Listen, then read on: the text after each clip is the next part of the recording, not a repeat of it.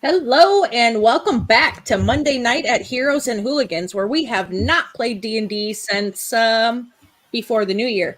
But we are back with episode 2 of season 2 of our Delirium campaign, episode The Hunter or the Hunted. We'll find out, won't we? I've got a fantastic cast with me. We're missing our lovely Aria Galaxy. She is down for the count tonight in sickness, so we're going to send her some nat 20s. Hopefully she'll get better. And I got the rest of the gang here. Let's go around. Don, we're starting with you. You knew it was coming. I'm Don. Wait, you said recap? No, just tell me who you are and what you're playing. Oh, okay. I'm Don. I'm playing Fiora, the sorcerer, likes fire, likes healing people. Not super big fan of Dave at this point. Not a big fan of Dave. Dave is... We love Dave. I love Dave. By we, I mean me. All right. Hi, Chip. Hey, Hooli, how you doing? I'm doing all right. I'm Chip. I'm playing Daruk Heartstone, Daruk Heartstone, our Ogresh Druid. One moment and I'll get that fixed for us. Yeah. All right, we'll skip you and come back to you after you fix it. Hey, Drew. Welcome in, buddy. Hello. Thank you so much for having me. I'm Drew. I'm new to the channel. You may have seen me going through your trash out back late at night. And if you did, I thought you were sleeping. I'm going to be playing Arthur Quince, an Eldritch Domain Wexelkind Cleric. Yeah, I'm excited about it. Welcome to the channel. Thanks. Are you fixed, Chip? That's a yes. Oh, are you muted? All right, we'll skip Chip again. Hey, Riley. Keep going. Okay. After ceremonious delay from Chip, hello, I am Riley. I am new-ish to the channel as well as I was here last time, presenting to you the Inquisitive Rogue, Loki Edis. Fantastic. Kev.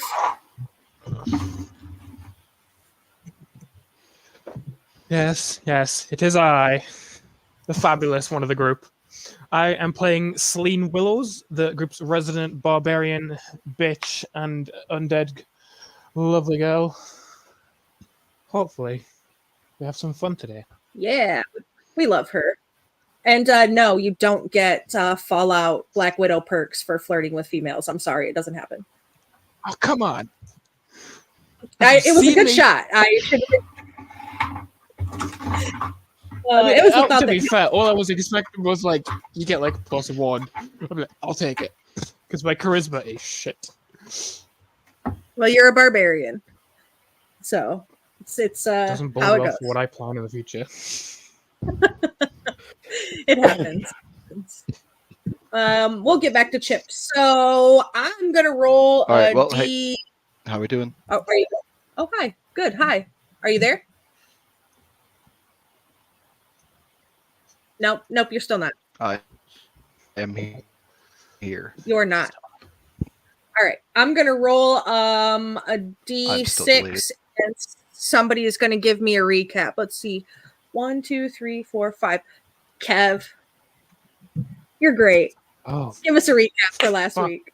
Great. I'm actually trying to remember what happened. Give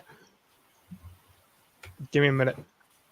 If I remember correctly, we all wound up in, I'm going to say a court, but it's medieval time, so I don't actually know what they called it.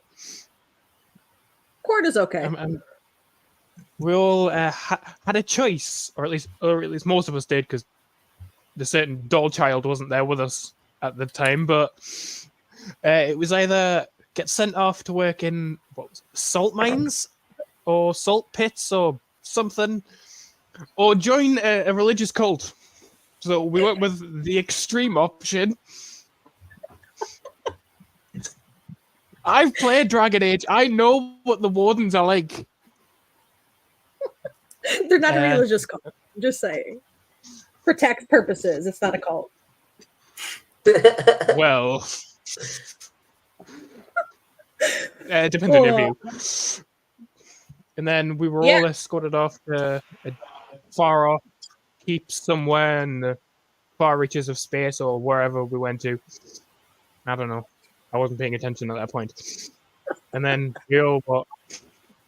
we met Dave, who everyone seems to love, even though love is a very strong word. A very strong word. I tried to punch him. He seemed to enjoy it well more than I was expecting. And then we all just went to bed, or at least you lot did.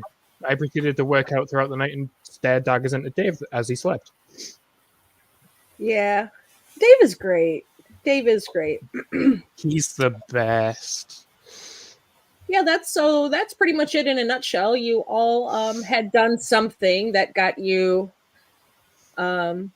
napped by the justices and ended up in a court system and had choices. You had a choice. That it was a difficult choice, but it was still a choice. You didn't just get handed down punishment, which you very well could have. And it's been awesome. You got to ride with Dave for a good 12 hours in the cart on your way to Weishaupt, where you met the rest of the wardens, and Dave sung you his favorite song. And,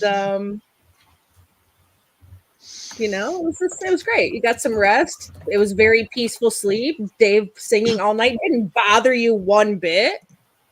And anything else anybody wants to add? Any important details? Anything you remember? No? Loki and Daruk had a conversation about being here, and I think Celine and I am blanking on Arya's character name. Vesna. Vesna. Yeah, that. Also had a conversation, I believe. Yeah, because I think Vesna and Celine are roommates as the only two lady kind in the party. They ended up in the same room. Fiora and Celine were. No, it was. And Celine. Okay, it was you two. It was That's me and Fiora. I forgot. I She couldn't was remember in who it another was. room with a dwarf, I believe. Oh, Or a yep. halfling. Yeah. Oh. Yeah, she is rooming with a. A small dwarf, right? Yep. Yeah. I think Vesna ended up not Anyway, sleeping too. Probably didn't she? going to die. Yeah, I think she had kind of a rough night's sleep because Dave was driving her nuts. All right, so it's the next morning. You wake up. It's early when you. Wrong button. Ha. I'm trying to get us music and I'm clicking the wrong button. So you wake up in the morning. That's to wake you up if you weren't awake. That worked. That scared the hell out of me. Oh yeah, definitely. So you got it. You got some alarm bells. So you wake up. It's an early wake up because, it's a sort of more military style system. It's probably about 6 a.m. when you start hearing wake up noises and bells and so on and so forth. So you get up, you get dressed, you find yourselves having newly washed and folded uniforms had been delivered to your room while you were resting, while you were sleeping, or if you're Celine staring at daggers down the hallway, you probably received yours right away. They're wrapped in little brown parcel packages. They're not an over-the-top uniform. It's like a dusky blue top with some leather accompaniments, pants, some new boots, about knee-high boots where your pants tuck into them. Thigh straps for daggers if you need them, shoulder straps for stabs if you carry them, all of that kind of good stuff, But they all match. They're all blue. And do you put them on, or do you go in your regular clothes? You said these are primarily leathers, correct? Like leather and linen. Okay. Like the accompaniment leather, but metal buckles on the shoe. I think Daruk would love to take the time to try to integrate this outfit with his existing one using his leather working tools, because he doesn't want to leave behind the outfit his husband made him. Okay, that's fair. So go ahead and give me DC 14, I'll say, because Daruk is proficient. You can add your proficiency bonus. DC 14, wisdom or intelligence, whichever one is your crafting skill. Alright, cool. I'll do a wisdom then. Okay. So this is at a +6. 16. Okay, perfect. So you're able to do so. You work in the leather pants and shirt you were given with your existing stuff. So you still have that like natural touch to it, your leafiness, your very druid self. Still have all of that. But aside from that, you blend in pretty well, right? Like it matches pretty decently well. Yeah, and I'm gonna look over at my roommate. Would you like me to do the same for you, Loki? Oh, no. I already wear leather. Might as well wear new ones. Fair enough. And I'll take any scraps that I have left over and just pack them up with my tools. Okay. Yeah, absolutely. And I think Daruk's gonna head off to try to find the mess, if he can. Yeah. You'll smell it when you come out. Once you get dressed and you open the door, it's kind of the smell of something like maybe pig fat or lard along those lines, something like that really gets you. Maybe bacon, but probably not bacon because it's, soldiers' accommodations. Something along those lines you can smell down the hallway. Fiora, you're going to head off? Yep. Okay. Fiora, do you put yours on? Fiora will take a very long time just staring at it before putting it on, but she will make a point of keeping her bandana on. Okay. So she just kind of wear a bright lime green bandana instead of the blue one that was provided to you? Okay, that's fine. Celine, what about you? Do you put yours on? Very begrudgingly, because it does not mesh well with my vibe. It doesn't match your aesthetic. Mood. I'm like dark colors and like maybe a green, not fucking bright blue. I thought it was It's like a not dark bright. blue. It's like a dusky blue. It's like a dusky Okay, blue. well that like, still doesn't help because blue is her least favorite color. I'm with I mean, you. that's fair. That's fair. And Arthur, you haven't met any of these folks. You've been at your room for a few days. You ended up with lodgings to yourself because the other individual that was lodging with you got moved up. They got promoted from their, lowly private status up to some other rank in the wardens, and you've had your room to yourself for the last few days. You've already had your uniform. It's very similar to your cleric's robes because you're a cleric. You got the more robes style outfit, still the same blue, still has the hood. You still have your utilities and things that you need. But this is everyday morning for you. What's your morning routine look like? I think since Arthur's roommates moved out, he's been converting, because Arthur also doesn't sleep, so he's probably been converting his bed and room into like a makeshift hospital bed, setting up antiseptics and things like that along the counters, getting halfway through, realizing he has little to no training about this, so it's always a different mishmash of setup every morning. So I think he's going through instruments that he doesn't really understand how to use, and different jars and vials whose labels have fallen off months ago, and just kind of trying to tell himself that it's going to be a great day. Morael is watching us. We're going to save some lives, and I guess destroy demons, because they thought a 50-pound wooden boy was going to be a real demon threat. Don't underestimate. It's the little ones you got to watch out for. I hope so. All right, so same as Daruk, you all begrudgingly or not. I think, Loki, you're the only one that of the new group that didn't fight your uniform. You're like, similar to what I got, just a different color. You put it on. Yeah. And you pop your doors open. It's probably 6:30 at the latest after you're up, washed, dressed, have your hairs taken care of the way that you want, so on and so forth. And you smell the same thing. It's more of a fatty smell down the hall, not necessarily bacon, but in the same line. And you can hear as more people start to wake up and come down the hall, you can hear kind of the hustle and bustle and the chatter of the mess. If you don't eat, that's okay. You still go to the mess hall in the morning, because that's where they do morning announcements and you say the Pledge of Allegiance to the flag. Okay.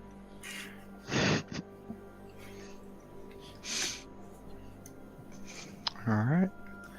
What dragon? What dragon, Celine? The dancing lizard meme. Oh. It's They're- from they're- it's Toothless from. They're just memeing in chat. I was like, Yeah, exactly. What is? well, okay, so I'm really bad. I think of things on the fly. I do minimal show prep. So I'm like, did I forget a Dragonborn NPC on here? All right. I mean, to be fair, in the list he gave us, was that even a list on it? It happens. So yeah, get to the mess.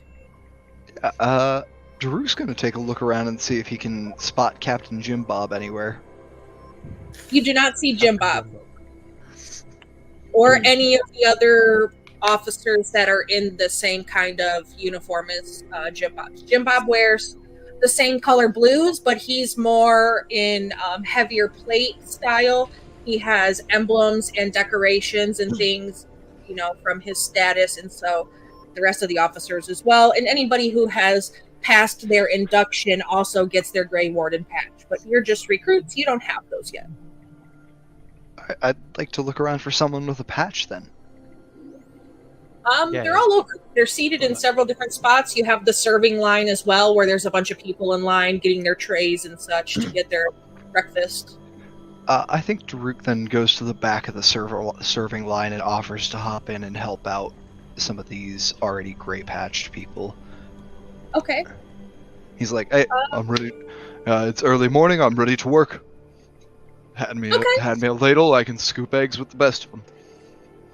Yeah, so there's a little lady, and she's the only person in the whole building that you've seen so far that's not dressed in the warden's outfit. She's dressed in more like paisley print red dress. She has an apron. She has, you know, that granny body with her bingo wings and her booty and such. And her name is Betty Crocker. Miss Crocker, if I could be of assistance. Yep. Come over here. She hands you an apron and like a silly paper hat. And as she hands Daruk the apron, he holds his hand out. "It's not going to be big enough, but it's okay. I've brought my own." And he pulls out a big old apron that says "Kiss the Cook" on it, that his husband gave him for their 3rd anniversary. It's part of his chef's tools.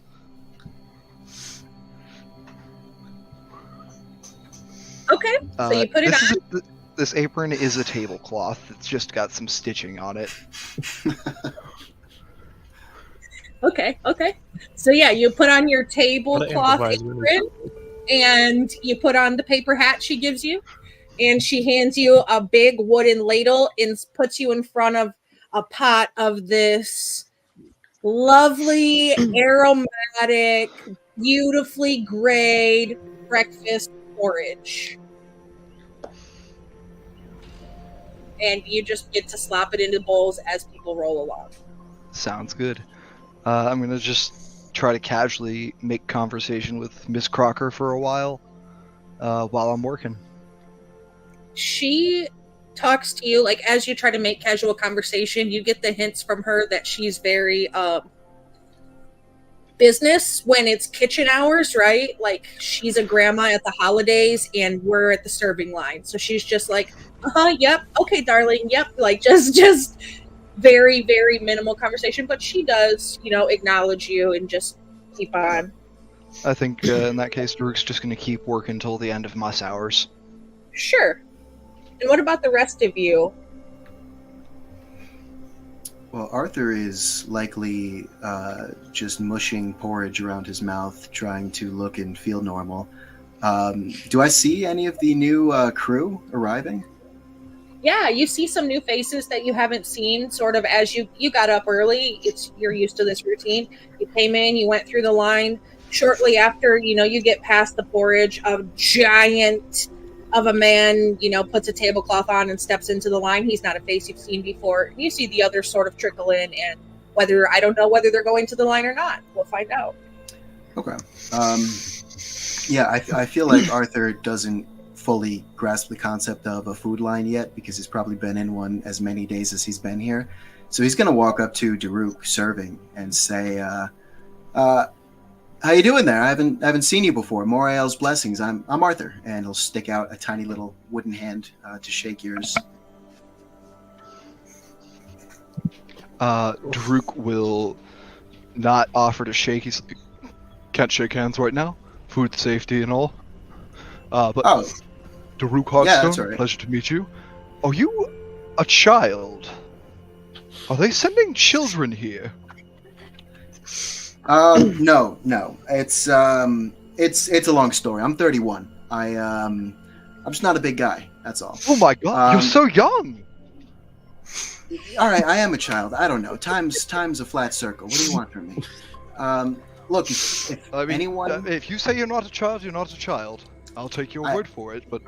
I don't feel like a child. I'm still waiting for certain parts of puberty to come through, but just give it time. Anyway, well, I'm just like I told my young one, it will come when it comes, and for some of you that are immortal, that's never. well, I have yet to come, and I'm super looking forward to that. But until we get there, it's a pleasure to meet you. Across the hall, you just hear, "That's what she said!" Daruk's gonna look at the porridge, like mashed all over your face. Do you want a second bowl? You haven't told me it's not allowed yet. No, that's all right. I usually just recycle the same bowl, to be honest. Look, I'm something of a healer, a bit of a cleric myself.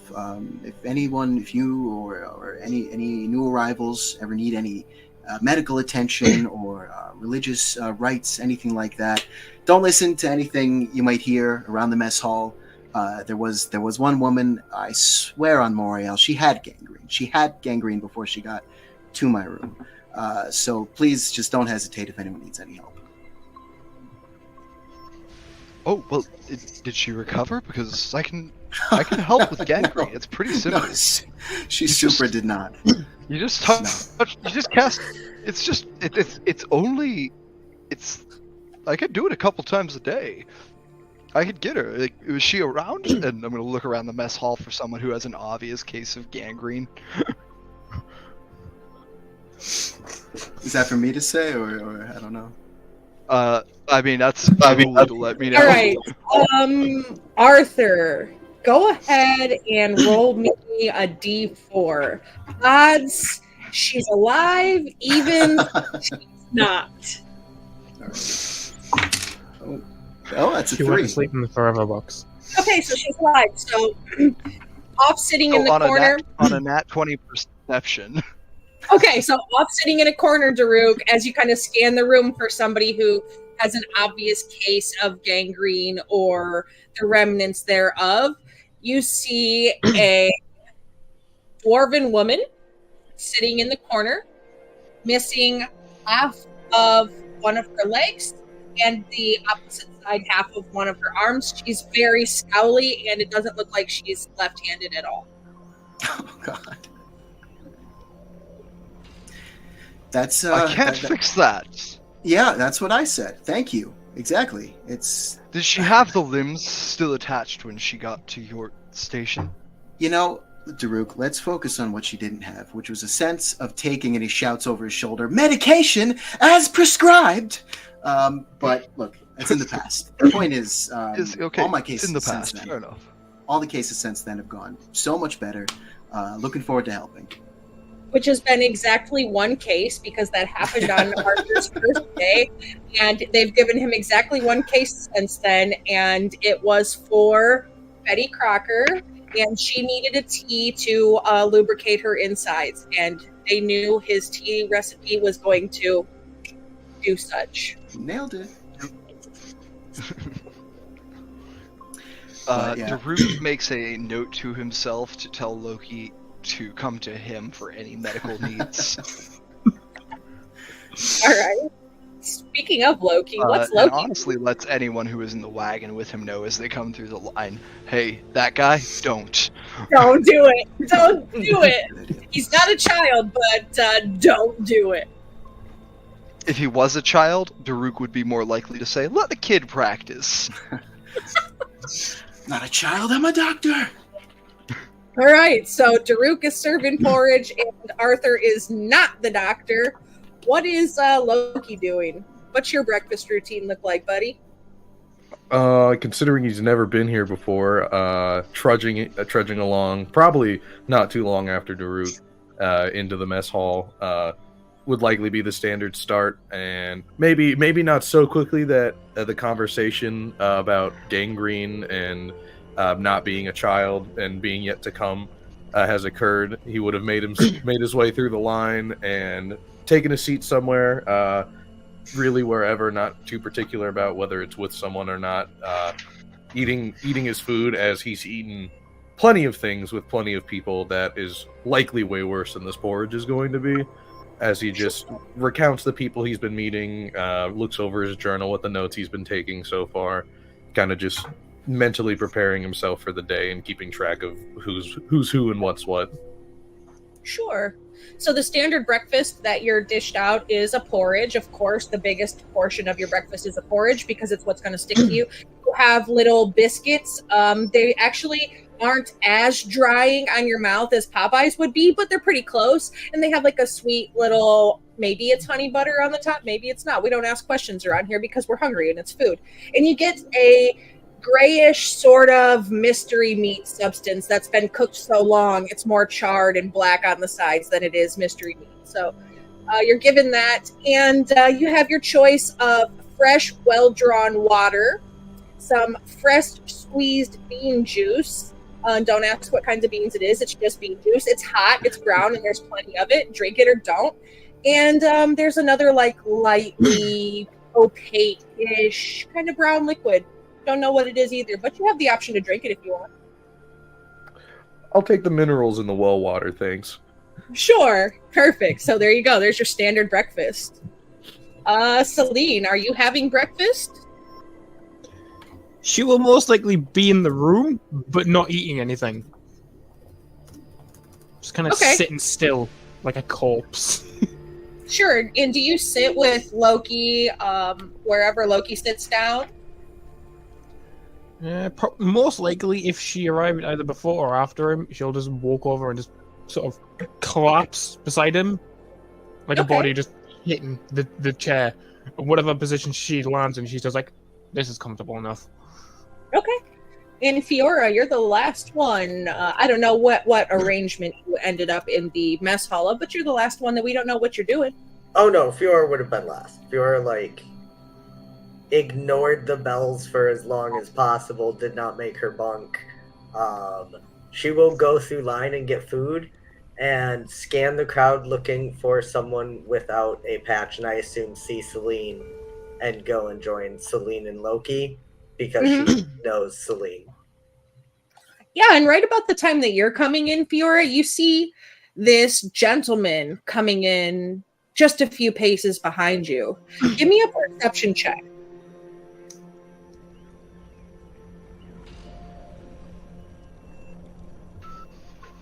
It's Dave. No, definitely not. That's a natural one. Okay, so there's this gentleman. He's walking in behind you. He's human, so he's a little bit taller than you. He's a little skinny, but he's dressed in the same blue sort of uniform that you were provided. He's now clean shaven. His hair is washed and cleaned, and he's not somebody that you think you've seen before. And he's very quiet as he walks in behind you. And he just goes, gets in the line, gets himself something to eat, and goes and sits down. And he finds a table off in the corner near the dwarf, but he just sits at the opposite end of the table because she's by herself. She's scowling and brooding and staring daggers at, we don't have to say where the daggers are being stared, but we know they're being stared. So he sits at the opposite end of the table as her. Do I recognize him? You can roll a perception. I mean, you can people watch while you're waiting and eating your breakfast. I mean, that's all I do in these days, so perception. When my dice decides to roll itself. That is a 12. You recognize he's a people. He looks really clean, like he's recently bathed. Hmm. Have my Anybody else? suspicions. You could be suspicious. Does anybody else look around? I know, Daruk, you were kind of watching the room. Loki, I'm not sure what you're doing. And Arthur, I don't know where you sat yourself when you got out of the line for the second time. Probably would have just sat wherever people would let me sit. Okay, that's fair. I'll have a look around, though. Yeah, I mean- Still open. I mean, Daruk might catch him if he's sitting next to disarmed gangrene And patient. he comes you know? through your line as well. He comes through your line as well. Yeah. So he comes through with the spoon. Okay, so yeah, you can go ahead and Yeah. roll. I think anyone who looks notably different, Daruk's trying to catch a vibe on for sure. Yeah, it's not a face you think that you've seen when you first see them. So go ahead and roll me a perception to do a little bit of a deeper look into him. Cool. 16 again. Okay. All right. So when this man sort of comes through your line, you look at him and you're like, wait a minute. That's a new face, but something about him seems familiar. And then he very quietly says thank you to you when, you put the stuff on his tray. And when you look down, you see two little sporks laying on his tray. And their faces are almost smudged off, but they have the remnants of two little faces drawn on them. And he's very quiet. He's very clean. His hair is washed, and he's got nice curls. He doesn't look like Charlie Manson anymore. Dave, are you okay? Yes, sir. I'm okay. Good morning to you. Dave, what happened to Jack and Jill? Well, after they came down the hill last time, their legs got broke and they can't go up the hill again. And you look down again and you notice that his sporks are like broken in half and they have this very shoddily done glue work to put them back together. Maybe it looks like pine tar, not real glue. Something that was pulled from barrels where barrels are used to, keep them together. Yeah. Gosh. Dave, who broke them? He just kind of looks up at you. I did. It was an accident. Thank you. Have a good morning. As Dave turns to leave, I'm going to try to slyly cast Mending on Jack and Jill. Sure, you're trying to do it stealthily. Give me a E14 stealth check. Alright. This is not great, but not worst. That's a 7, I don't get it. Well, you can cast the mending. It just won't be very stealthily. I mean, Daruk doesn't know that he rolled a 7. He's going to cast the spell. Daruk thinks he's slick. He just forgets that his hands are the size of these breakfast trays. And when it happens and it gets fixed, like, Dave kind of looks over his shoulder back at you and gives you like the saddest of puppy dog eyes, but also there's like a tiny bit of gratefulness in them too, right? Like, it's just his feelings were hurt because somebody messed up Jack and Jill and he thought he was going to be a playwright. He's thankful. That was nice of you. Yeah. Dave's my boy. Gotta back up my boy. Yeah, he goes and sits down at the opposite end of manic depression sticks together. yeah, the manic depressive stick together.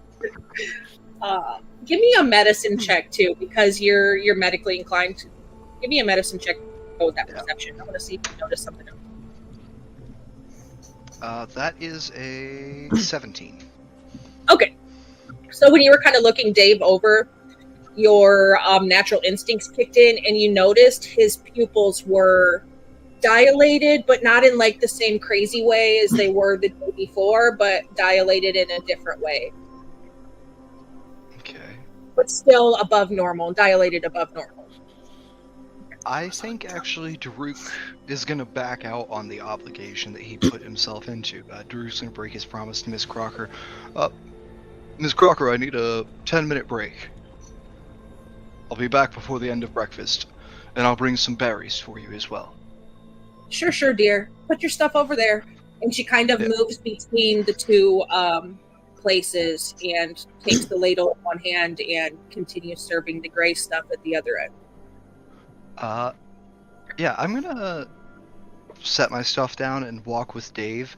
As we're walking, I'd like to use my action each round to ritually cast Detect Poison and Disease and see if someone's dosed Dave. Yeah, sure. It's not super hard to figure out once you cast it. It's not necessarily that it's a poison, but some sort of concoction to maybe level him out. You don't know whether his hyperactivity was induced by, maybe eating berserker mushrooms in the forest, or whether he's just naturally hyper. So it seems like somebody has given him something. Yeah, it seems like Dave got meds. Yeah. And he might not be happy about it yet, but... Potion of Zoloft. Potion of Zoloft. Yeah. Did Arthur give him the medicine is the question. I don't think Arthur has that kind of juice. I don't think he could if he wanted to. I mean, you definitely would have heard him last night, but I don't think you would have met him.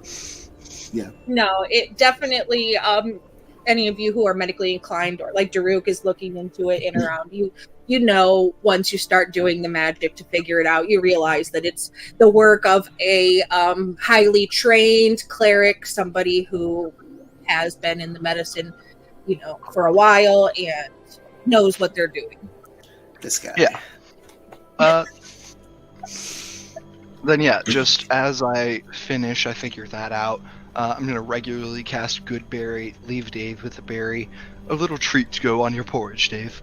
And bring the rest of them over to Ms. Crocker, as I said. Get back to work. Okay. Sure. Yeah, and you go back to work. And the rest of you have breakfast. It's pretty uneventful. Arthur, I don't know where you sat. Maybe you did sit with them. Maybe you didn't. Maybe you just sat off with another group of recruits. Mess lasts till about 7:30.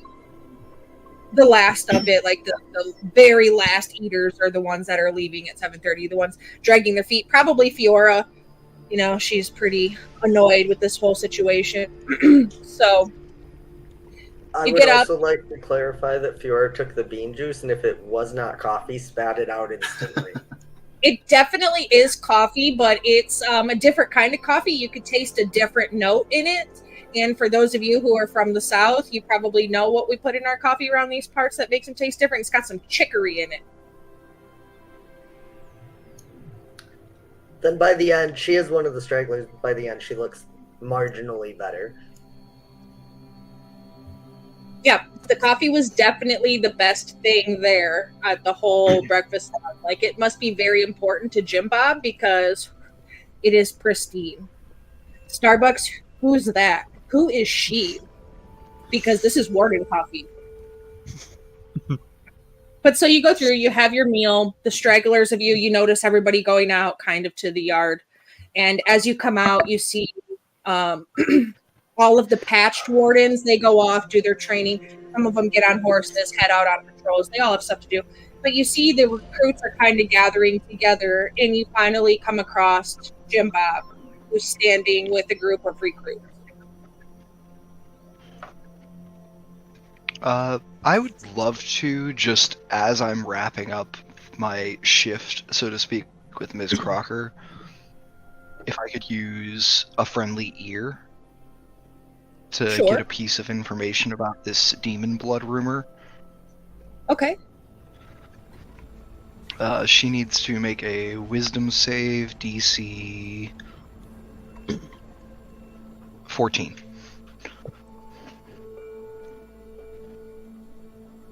If she fails, no, she doesn't have to give me information.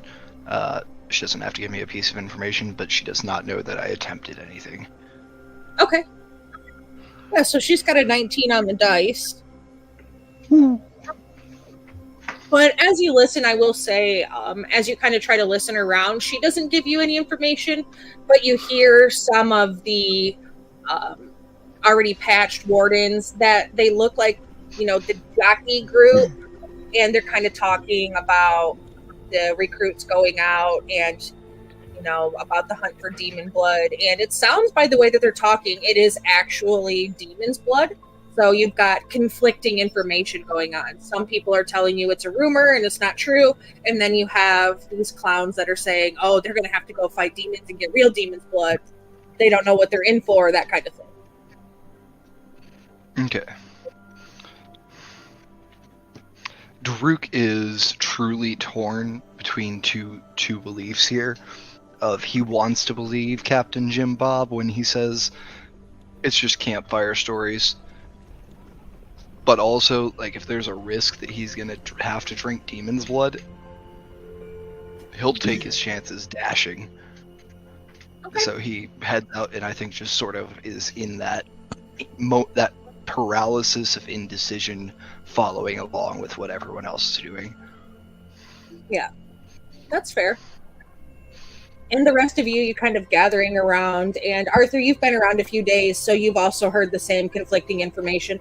All of the uppers, the leadership and such say it's not real demon's blood. It's a campfire story. It's just how they, took the recruit. Then you hear the already patched wardens talk about how they think it's funny and sort of like frat boy hazing talk sort of thing, Are all of the new recruits together in one spot? Yep, everybody is grouped up now, and Jim Bob is like standing kind of up at the front. There's been no formal announcements, but it's assumed everybody is gathered around. Also, I'm realizing now I didn't really describe Arthur. There's not a whole lot to describe, but anyone looking around right now might see a little 3-foot-tall wooden / kind of porcelain, just dirty-looking doll, for lack of a better term. Hood up, but you can kind of see some what looks like red human hair poking out in places under the hood. I think his eyes are, you can tell, painted, but weirdly realistic. And every now and then, if like the light hits him just right, I think for a half a second, he looks like a little ginger peasant boy before, the light shifts again. He's just a creepy little wooden doll. I'm a real boy. That's what it reminds me of, Pinocchio. That's my picture in the Well, D&D Beyond. Pinocchio wander Pinocchio. around here. Yeah. Yeah, so you're all together. Those of you, Daruk, you've spoken to Arthur before, but Fiora, Loki, Celine, you haven't, as far as I know, you haven't spoken to. So you see this little interesting individual make their way up to you, coming out of the mess, and they're wearing a similar uniform to yours. Theirs is just more cleric-y, and they're not patched, so clearly a recruit. I think I would just be... Arthur has a couple little jars of paint tied to his belt. He's just kind of like touching up where the porridge might have smushed some stuff off of. But I think he's kind of keeping to himself, waiting for an announcement or something. Okay. Yeah, so if you're all just waiting for an announcement, finally Jim Bob kind of calms everybody down, and he grabs you together and he says, okay, we're getting ready to start the first phase of your initiation ritual. Each of you, you're going to go in groups, and you're going to go with a seasoned veteran, and they're going to take you off into the forest, and you're going to go on a hunt. And then after your hunt, you'll come back with your trophies, and we'll have the initiation ceremony part 2. And what is it we'll be hunting then? Well, we're the wardens. The same thing we always hunt. Demons. That's like hella vague. Get it? Is that like witches? Kind of. I mean, demons come in different shapes, sizes, and types, and evil spirits can lurk within. Daruk, a self-declared witch.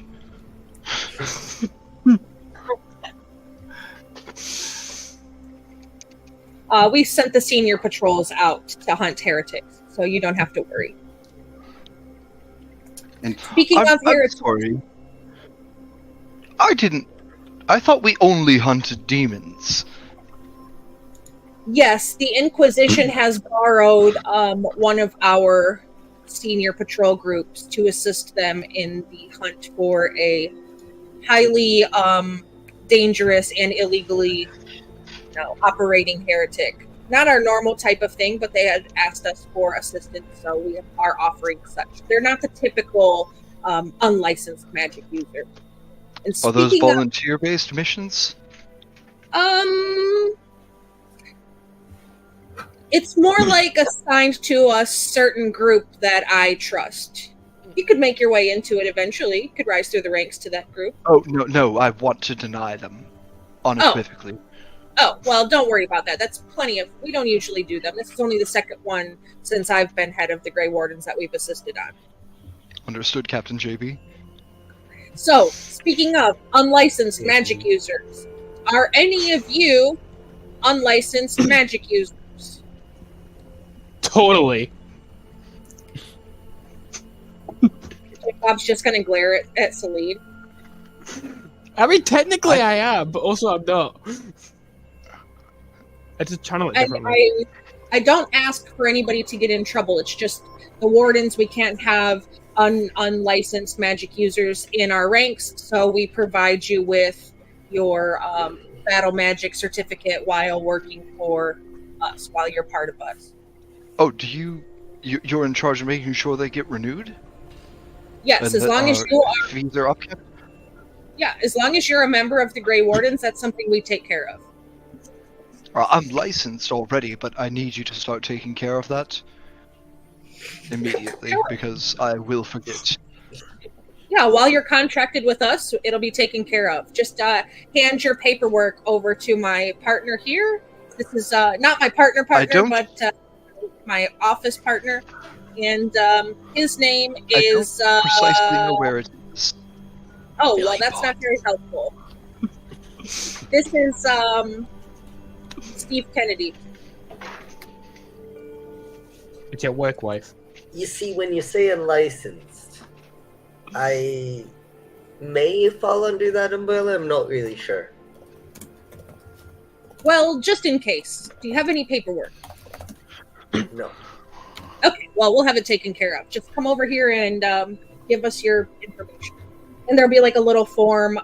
Steve is holding the form, and it just asks for like your name, your home region, and such. Just basic information so they can get you a little, I can practice magic card to keep you from getting in trouble.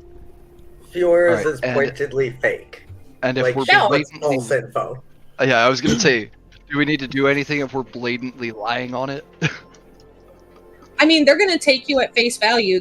You know the consequences of being an unlicensed magic user. They're offering to make sure that you don't get in any trouble, and they're going to give you the paperwork you need. So fill it out the way that you want to fill it out. It's going to come back to you the way it's filled out. And go ahead, Daruk. What? Daruk lies about place of origin. That's all. Daruk's only lying about place of origin. Sure, that's fair.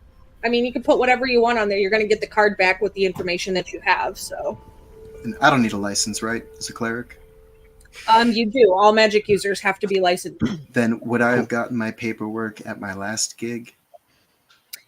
Well, that's up to you, really. What is Arthur somebody who follows the rules? Are you somebody who, in the region where you lived or where you came from, that you followed their strict rules about magic? Is that the person that you are, or are you somebody that doesn't give two shits and a fuck? I don't want to give away the game too much, but I think in Arthur's job, quote unquote, before this, I don't think he had a choice. I think they would have made him get his papers taken care of.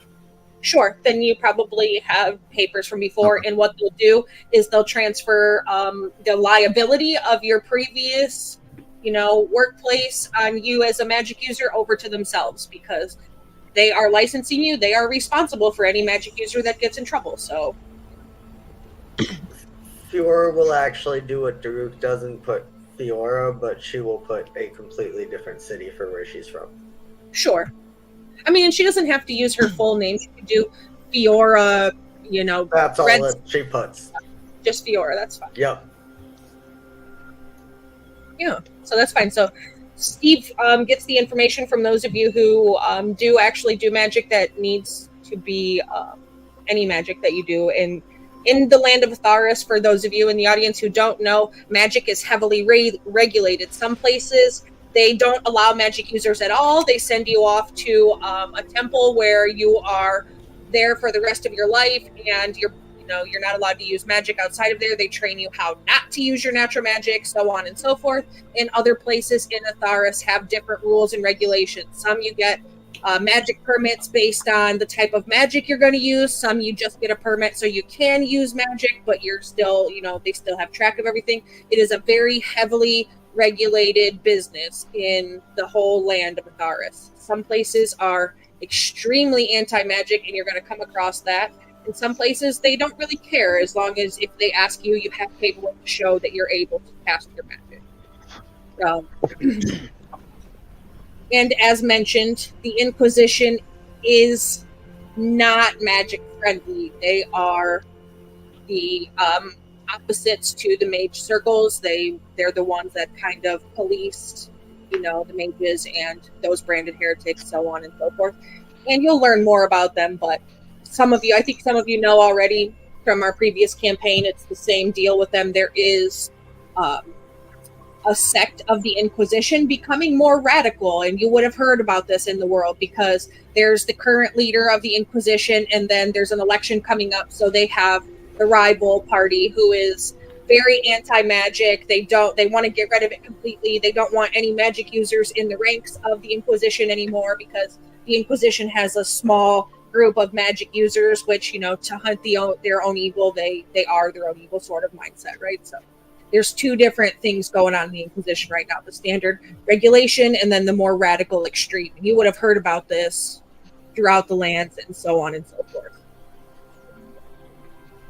So you're gathered and you're told that you're going out on a hunt. All right. You guys are grouped together with an older senior warden. You may have seen him riding around. He's got blackish hair. It's salt and pepper like. He dresses in full knightly metal from shoulder to. He doesn't wear his helmet, but it is in his saddlebag. He keeps it along when he's riding. And his name is Pepper Jackson.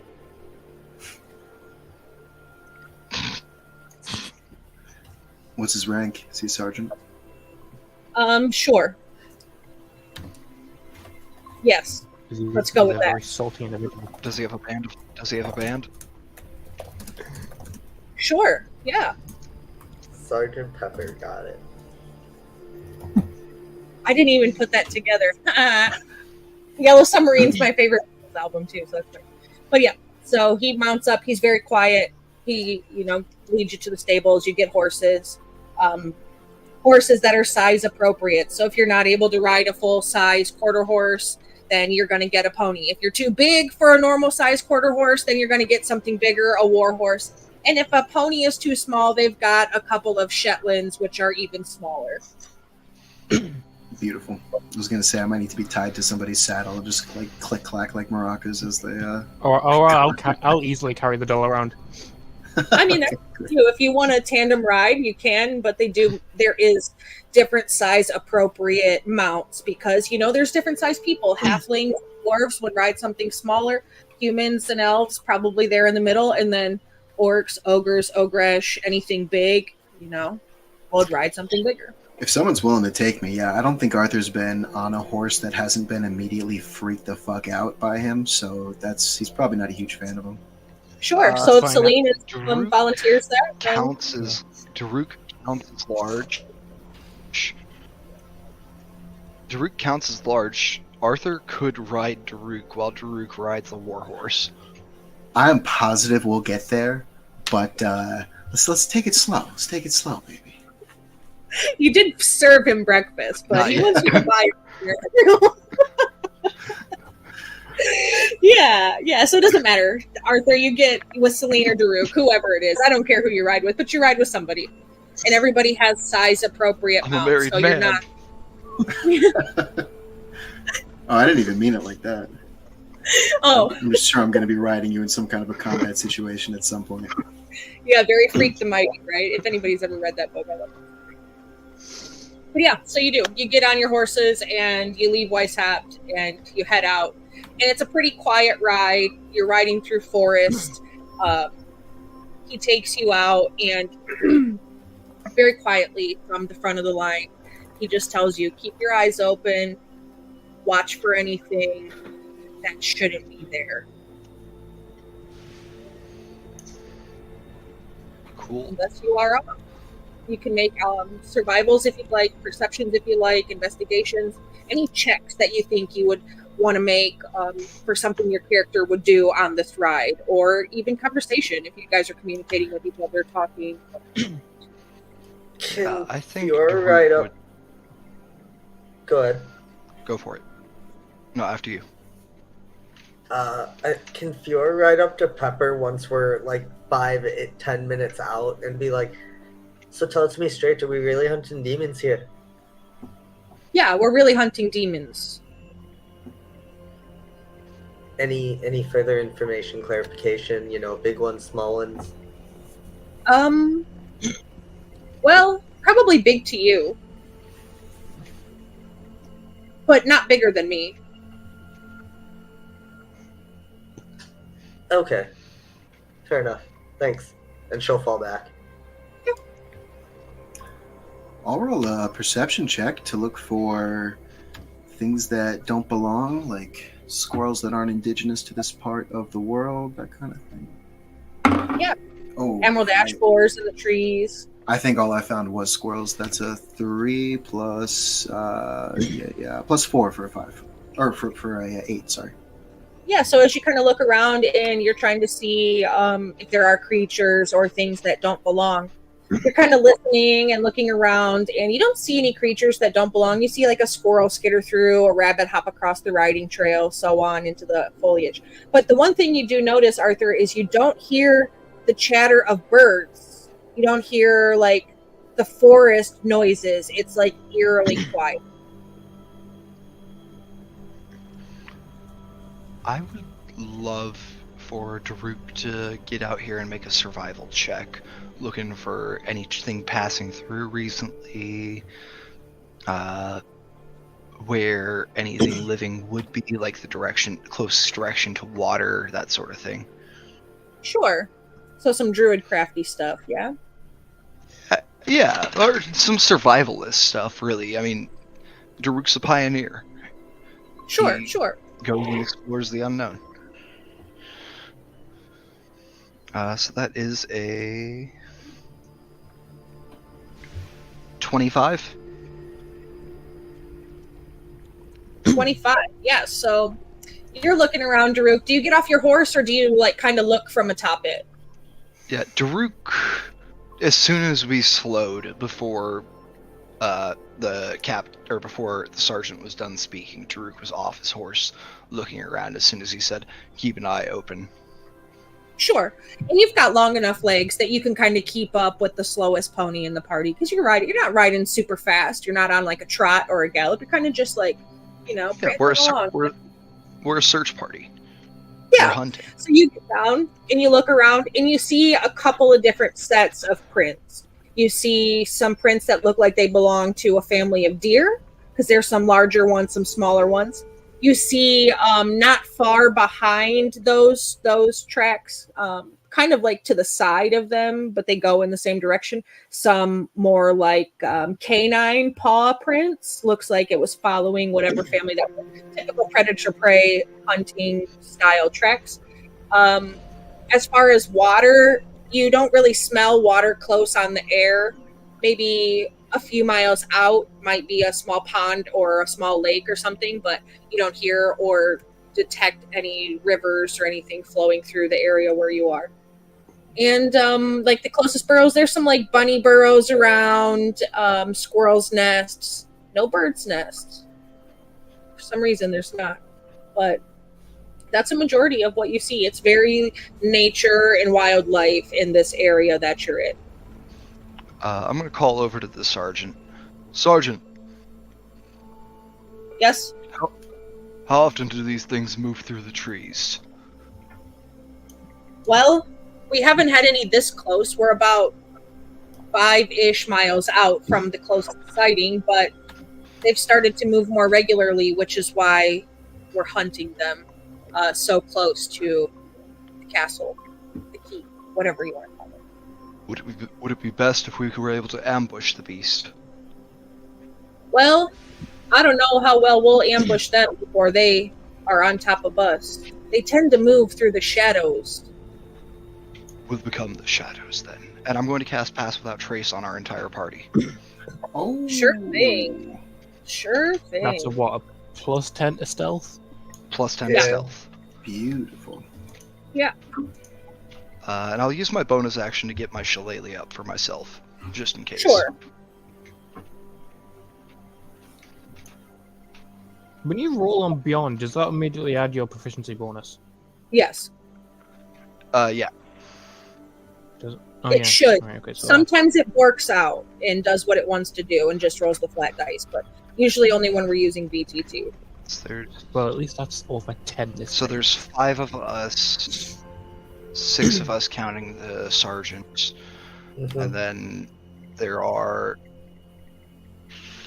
4 ponies currently being ridden. Yeah. Yeah, 'cause 3 of you, or 4 beasts.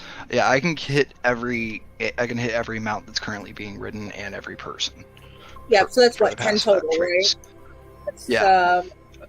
Daruk's gonna slap his horse on the ass and send it back to the stables. Head home. The I noticed for a moment, but the horse is already away. Hope you've got fast legs. As fast as I need. Right. Does anybody else have anything that they want to do along the way, precast or anything before you're heading into battle? Anything I that's want to fidget with my new doll. Did you say with your new doll? Yes! That is what she has dubbed you, and that is what you are. Have you She does seen not Chucky? realize you are an actual being. Okay, fair enough. Yeah, I think Arthur's got his book out. And if you haven't seen Arthur's book yet, it is this gorgeous purple and pearl white inlaid book. Obviously the nicest thing he owns. And Celine, I think you would just hear him kind of mumble, I fucking hate this part, and just start mumbling prayer. Occasionally she will just like look at him and just be like, is he real? Is he not? She might poke him a bit. Are you Make sure talking he's to like- me? Why'd you think Yes, they I'm brought me, talking to lady? you. Yeah, I'm real. I'm very real. My name's Arthur. Nice to meet you. So puppet hand dangles down in front of your face to shake. She kind of like briefly, just to match her dangliness, dislocates her wrist and then just weakly shakes it and then puts it back in the socket. I should not judge, but that's vile. Oh, I can do a lot more than that. I think we're gonna get along. You're like a cleric, right? Yep. Cleric of Moriel, Archseraph of Sacrifice. If you have any sacrificing you need to do, compassion, love. Not really, but do you know anything about people coming back from the dead? No. Is that your? How much Is that how was that? you said how you got the hand going? Is that you? Oh yeah, I full on died. I'm gonna keep looking around for monsters because I don't know what to say to that at all. I mean, if you're looking for monsters, you're literally sitting right next to one. If Daruk is anywhere nearby, you would just see a feeble hand reaching for a different perch, but probably too far away to get it. Yeah, Daruk. Well, no, I mean, Daruk probably comes up to about horse height. I mean, it's 7 I was about to say, feet, isn't so- he like 7 foot tall or something? Yeah. You could theoretically just grab onto Daruk and pull over. He's not going to stop you. I'm sure he walks back at some point. If I do you actually had the feel? chance, I don't think I would because Arthur's just so. I mean, Vexel Kid is Yeah. just so hungry for acceptance of any sort. He's fine with this. Yeah, I think he's Yeah, thrilled to I not be gotcha. the weird one. We've got a Yeah, you're all puppet, we've got pretty a giant, we've got a interesting. dead person. He fits in. You're all, But yeah, Daruk is going full, quiet, low, looking for these things and trying to stay Sure. unnoticed. yeah, so go ahead and roll your stealth. If anybody else wants to stealth now, go ahead. I'm just going That's to okay. give your mount the same stealth that you have. I have a dirty 20 for myself. I have a 19. Did you add 10 to that? Add 10. That's with the plus 10. Yeah, same. I got So a it's 10 for my stealth. I do not have. Well, I'm proficient in it, but I still only rolled like a fucking 3. Well, a 7. 26 for your boy. Word. All right. So is anybody below? Hey. It's a doll. I'm not going to see much threat in you. Is 19 our lowest? Anybody above? As long as you're above an 11, you're fine. I think most of us are. As All long right. as you didn't crit fail, you got it. You're riding You'd have to along. double count ones.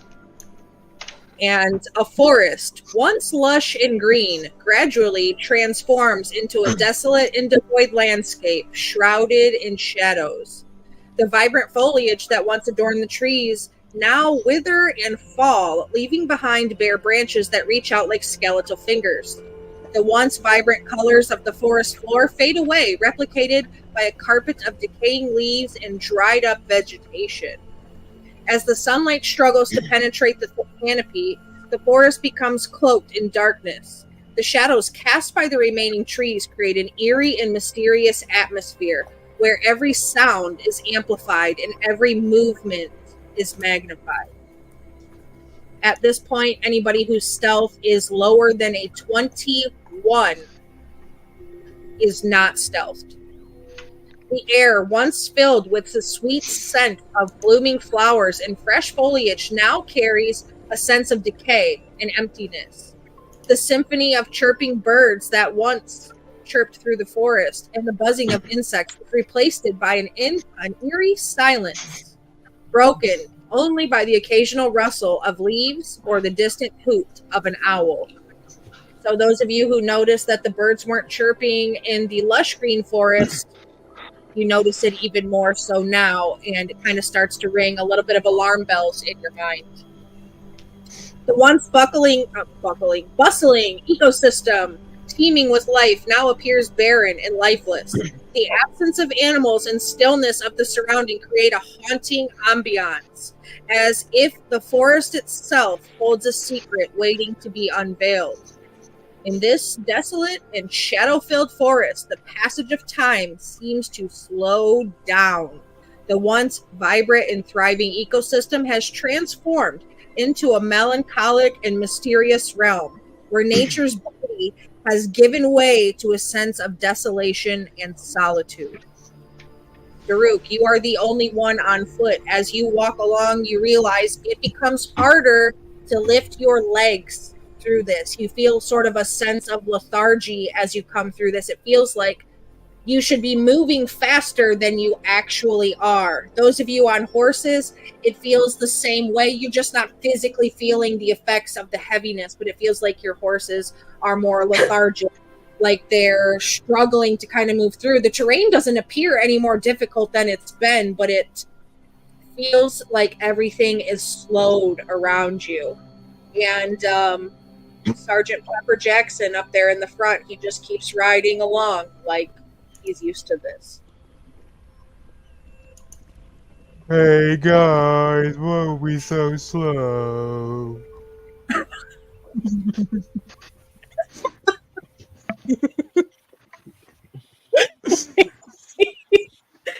Oh, I don't think it's necessarily that slow. I know she's just taking the piss. Though, genuine question, would it affect her as much?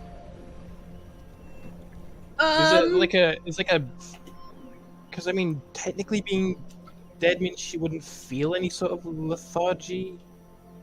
Well, she's on her horse, so she doesn't feel it. She just recognizes that The her horse horse. is moving slowly. Yeah. I Time thought is a this thing weird was- soup. So Exactly. So time is the weirdest soup. yeah, time is a weird soup. You'll hear that a lot here. Time is a weird soup, right? So things feel and move differently for everybody on a normal basis. So each of you is probably experiencing this differently, right? Like somebody who isn't flesh and bone is experiencing time differently because their body isn't really withering and decaying at the same rate as a fleshy being would. Somebody who would live for 1,000 years obviously feels normal everyday time as if it's just another breath. Like, 20 years to an elf is, a blink of an eye, where 20 years to a dwarf is growing time, right? So it's different for everybody. Everybody's experiencing this soup differently, especially Loki, because He probably violates the TVA in every realm that he's in. He's probably the only one that's just like, guys, what are you talking about? There is no time slow effect here. Just freezes everything around him. You're kind of moving yeah, along. Go ahead. What were you going to say? Oh, I was just gonna ask if we could take a sharp look around as things start to slow down around us. Sure, you can. Yeah. Go ahead and give me one more check, if you would like. Yeah, Fiora's definitely, especially watching the skies. She knows a bit about humans and knows they probably won't come from the ground. Does 14 show me anything? Nothing different than you're already noticing. 10 doesn't either. Nope. Sure doesn't. How about an... hang on. I'm trying to add my fucking multiple dice together. Be nice if it's short. I think it was a 16 plus 2 for a Something. survival check. So 18. Aye. I get abilities as a fucking dead person. Yep.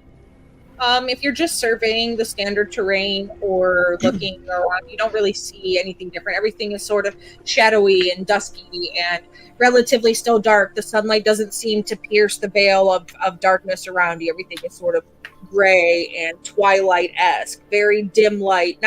You don't need to have dark vision to see, but it is dim, low light. So you can still see through it, just at a smaller range than normal. I don't even have dark vision.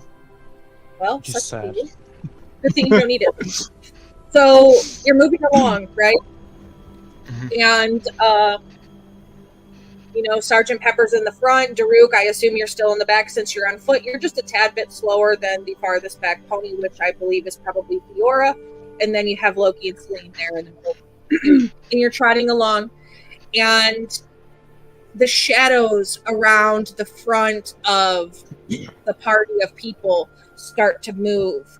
And they have fingers of their own as they sort of stretch up out of the ground underneath the horse. And Sergeant Pepper is ripped from the top of his horse with a blood-curdling scream as he's ripped through like this black puddle of shadowy nonsense, just gone. The horse is screaming in agony as those shadow fingers sort of raked across the sides of it. You see where the cuts on the side look like the claws from these shadow fingers have cut it open.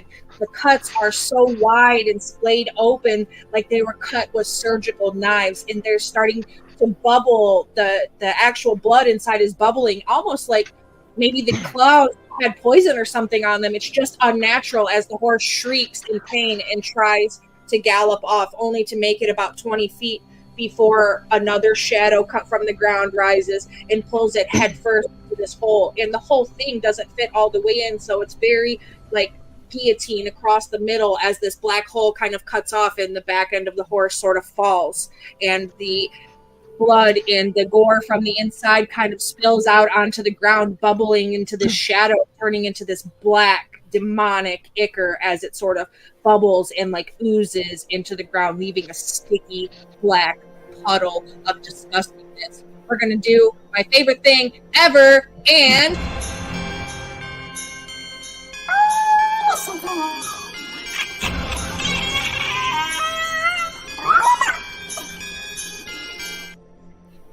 we're gonna roll initiative. That's a nat 20 for a 22, baby. Nice. All right. Daruk. Fiora got a 13. Okay. It's a 16 for Arthur.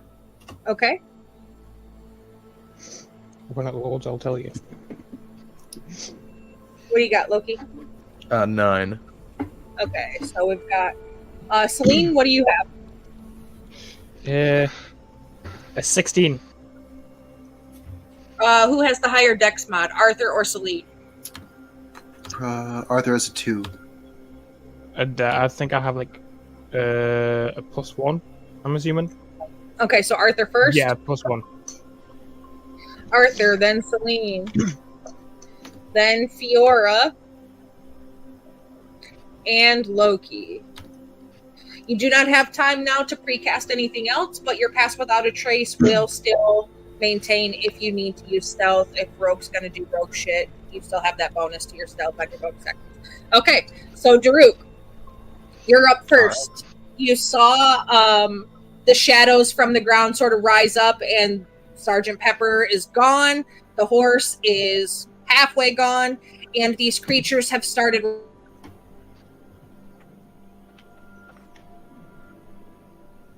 They got her. Damn. Oh no. Loki, stop freezing things. It's Look, the man. Alabama rain. I cast that slow internet spell on her like an hour ago. That took his time.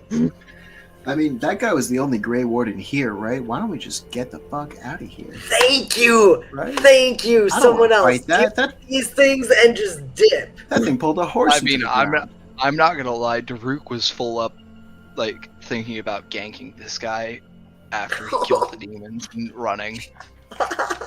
He The fell. second he like was grabbed I- and pulled into the for what disappearance, it's worth, Celine just I am giggled. 100% here for like, we're gonna have to deal with this obviously because it's here, but like, I'm 100% here for like, I don't want to be a Grey Warden, y'all. Let's just go out and live our lives. Yeah.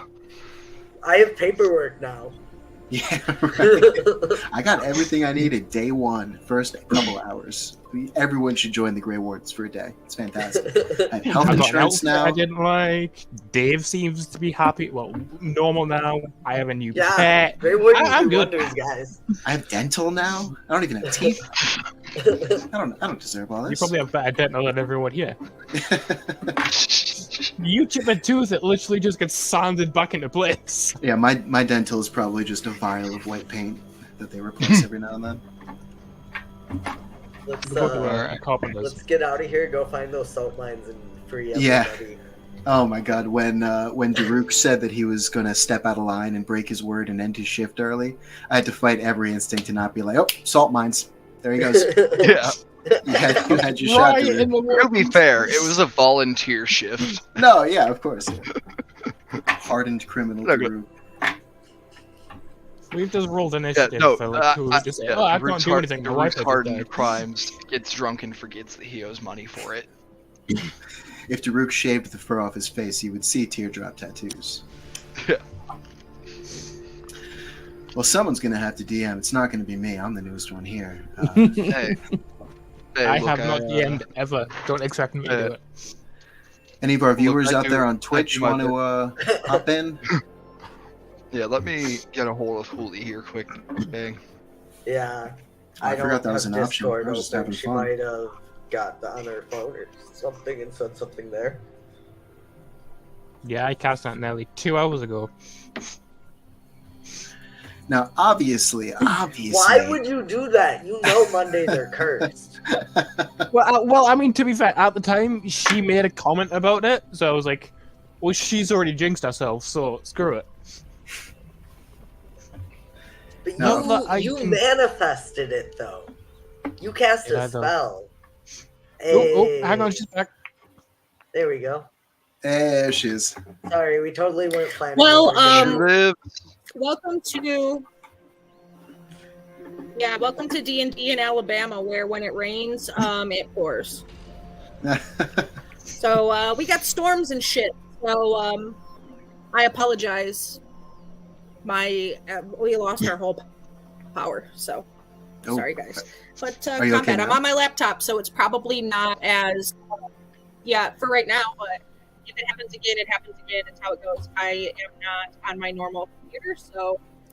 That's Sorry. right. We designated Loki as Hey. backup DM. He's going to On my hop in, laptop, take the so we'll story see over. how to- this- That's what I'm here for. Because Do you wanna us send in him any chat notes? also said they'll hop in and DM. Perfect. We're So I know chill. you had We're like an fine. entire like a counter plan, but I really yeah. want to fight the 5 giant rats with the cheese sandwich. I don't know what's going on with that, but I really want to do it. Yeah, we're not. I see Michael in the chat suggesting rats. We're not doing that. I would trust David to come in and GM for us. I would trust that, but somebody would have to let him in the studio, and the only one able to do that is me. So if Yeah. the show dies, Yeah, Yeah. exactly. then it just dies. Sorry. And it becomes You've heard petty. of, you've heard of Hey. backseat gaming Now we got It's backstage. okay if if Hooli dies out again, we'll do a 12-hour stream. I'll just take over. Yeah, exactly. Uh, I'm fine problem with that. solved. I've got nothing to do until Thursday. All right, Yeah, we I'm can't- gonna we connect won't on my be able to regular close it. computer.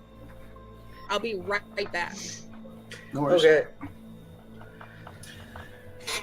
Now, so we're gonna obviously, join the demons, right? yeah, there we go. Yeah, I That's feel like the plan. We join mean- them and cause chaos across this society that sent us Hey, to yo, this yo, life yo, for yo. petty crimes. I just want to drink some demon blood.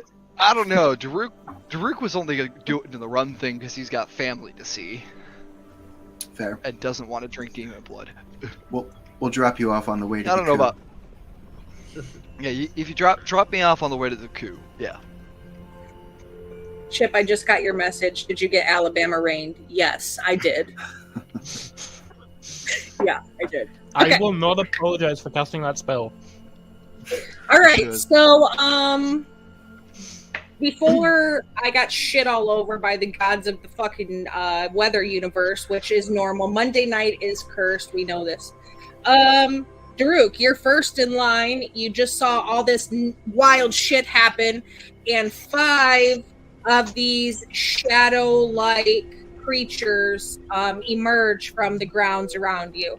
Your All right, your battle space around you is like a 30 by 30.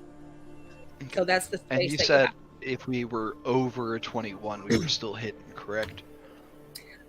Over a 21 at the point of entry, yes, but it's up another 10, so it's a 31 now. So if you're not that Okay, high, never mind. then they're seeing you. Yeah. Never mind. Yeah, So- we're good. It's very dim and dark around you. There are 5 of these creatures. They rise up in sort of like a reverse pyramid, 3 in the front, 2 in the back. They all look very similar to each other. They look like they're made of wisps of shadows, but you can see these long, sort of vicious kind of claws on them.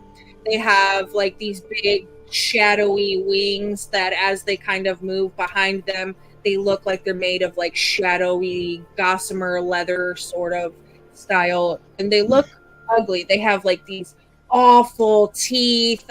They're very jagged, very dark. They don't have whites in their eyes. They're just black, hollow looking, giant eyes. And there's 5 of them. They're staring at you. And you're at the farthest back, and you're all in a line, and they're at a T in front of you. Okay, so you said we're in about a 30 by 30 space. Yep. And they're in a T in front of us. How big do you say their grouping is? Is it about like 20 feet across? I would say the 3 in the front, they're like 10 foot, 10 foot, 10 foot, and then the 2 in the back are like 15 foot, 15 foot. Okay, so they're spread out the full 30. Yeah. So I could probably catch 3 of them in a 20-foot cube, if I'm doing that math right. Yep, Okay. probably so. In that case, I would love to use my action to cast Fairy Fire and drop concentration on Pass Without Trace. Okay. They all need to make a Dexterity saving throw, Sure. DC 14.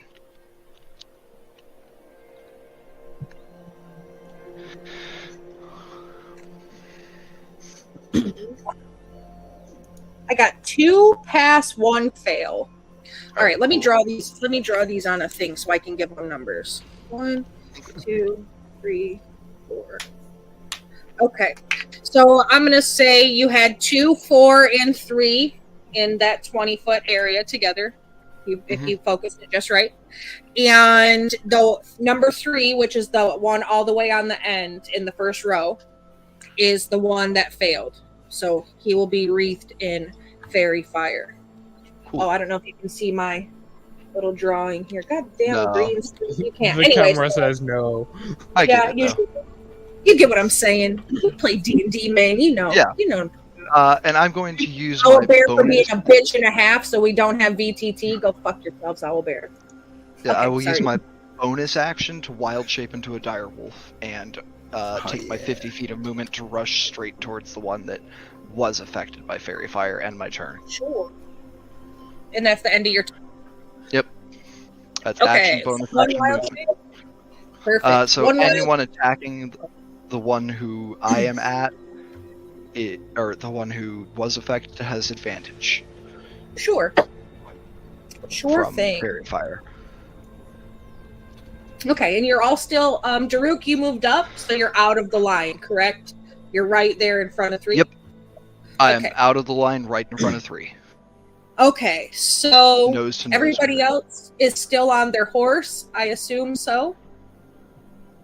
Yeah, most likely. Yep. And is it Celine or Loki that was closest Loki. to Pepperjack? Yeah, that's a good question. Probably Loki. He would have tried to place himself in the center of the group as we were going along. Okay. All right, then. So, number 1, because I'm unoriginal, is going to go first. They're going to move up forward. And you are on just a standard horse. It does not have a ton of HP or such. I should probably pull that up so that I have the stats for that when I kill it. I got you. You do it. Oh, good. Here, Huli, I'll pull Good. up horse while you run their scene. Sure. Good. Pull it up because I'm biting your horse while I'm clawing your horse. So number 1 is going to move forward to the front of the line where Loki is, and he's going to attack your horse to try to get you to be on the ground with him. So he's got Horse with an AC of 10. It has 13 hit points. Okay, so this is a 22 to hit I think for 10 damages. It has 3 hit points left. Okay. Your horse So is that not is dead. number one's turn, and the horse has 3 HP left. That's good. I'll write that down. Let's start. Okay. Arthur, it is your turn. You're on the second horse back. You're on it with Celine. Okay. One of them is closer to you, and you have advantage on 3. I think when I see one of them get lit up in fairy fire, I think Arthur's eyes are naturally drawn to that. I'm going to roll to hit him with a spell. I'll tell you what it is if I hit it. Oh, that's a nat 20, baby. Let me show you. Ooh, okay. Take a chaos coin. Chaos coin functions as a DM advantage. I forgot to tell you. So, Celine, you have one too from doing recap. So, at my table, we do our DM inspiration is called chaos coins. If you do a recap, you get one. If you roll a nat 20, you get one. If you roll a nat 1, you also get one. You can have no more than 3 per session, and they reset every session. And what it does is it essentially functions as advantage, allows you to re-roll, but you can pick between. So if your second roll is lower than your first and you want to keep the first one, so you have 1 chaos coin in the bank. Beautiful. Okay, then so since I hit it, Arthur pulls his book out and starts reading, and Celine, you wouldn't hear him reading from your back, but if the shadow's capable, it would hear the voice of the little boy that Arthur replaced, just making nonsense celestial/eldritch noises, and I hit it with inflict wounds, and I am blown away that this is a first level spell because he takes 3d10 damage. Isn't that a touch, or am I wrong? Oh, Yeah, you're you so need to touch right. them. Okay, am I within 25 feet of our fairy-fired friend? It's 30, and you're second in line. Yeah, and they're up in the middle. They're about 15 foot up. Yeah, you would be able to get to it, I think. It would be the very edge of your movement, but you should be able to get to it. Okay, then well, if it's okay, I'll say I hopped off and ran up to it. Yep, so it's not double dice, it's double damage. So just roll your standard dice and double it. Gotcha. That is 8 plus, is that a 1 or a 10? I think that's a 1. 9 plus 7, Hey, 16 Michael, for thanks for 32. your out, buddy. 32 to hit or 32 damage? 32 damage. It was a nat 20 to hit. Okay. 16 total, Yeah, double like- to 32. Fucking brilliant. Okay, so this is number 3. 1, 2. And I think as Necrotic he's... damage. Yeah, it is necrotic damage. I think as Arthur is running up to it, he's just yelling to anyone who can hear, "Again, a physical child!" So you said 32. Half of 32 is 16. Yeah, So I knew you like do- I picked the wrong type for my fucking damage when I picked Zealot. I Uh, was like, I'm going up against demons. Why the fuck did I pick necrotic? Well, you can't change it this session, but you can change it after. I'll allow you to do so. Okay, Arthur. I'm not changing it at all. You run up and you say, you're reading from your book, and you're like, in your mind, you're like, if you don't believe me, run up and try to punch me. And you run up to the guy and you touch him and you inflict your wounds. And as this necrotic energy seeps from your hands into this shadowy figure's body, it kind of grins at you as it doesn't do the damage that you expected it to do. And you land at a very critical point. You were able to get on your tiptoes and touch it right in the heart, almost push your hand through the shadows where its heart should be. And this necrotic energy kind of radiates out from the wound from you, but it doesn't, unfortunately, do the damage you expected it to do to it. Guys, have we tried talking? Go ahead. Oh, sorry. I just said, guys, have we tried talking to it? As I realize I probably can't kill this thing. That was awesome, wasn't it? That was awesome, wasn't it? Yay, Alabama. Yeah, I'm sitting in the dark. Yeah, we're in the middle of a show. They were going to run rats. I'm not giving them rats. All right, so that's EOT for Arthur. It is number 2's turn. And Arthur, you're super close to number 2, and it sees you as pâté de foie gras on toast. Or maybe even veal, which is young cow, so that works, right? Sure. So, does 15 hit you? Probably. Yes, it does. Okay, so this creature reaches out with its long, ridiculous arms as it moves closer to you, and it gets right up close in your face and kind of tries to scratch across you. And you feel the wood from this, this scratch, your wood around you, your porcelain, it burns like flesh would burn. That's fine, honey. It burns like flesh would burn, and you're going to take 10 psychic damages.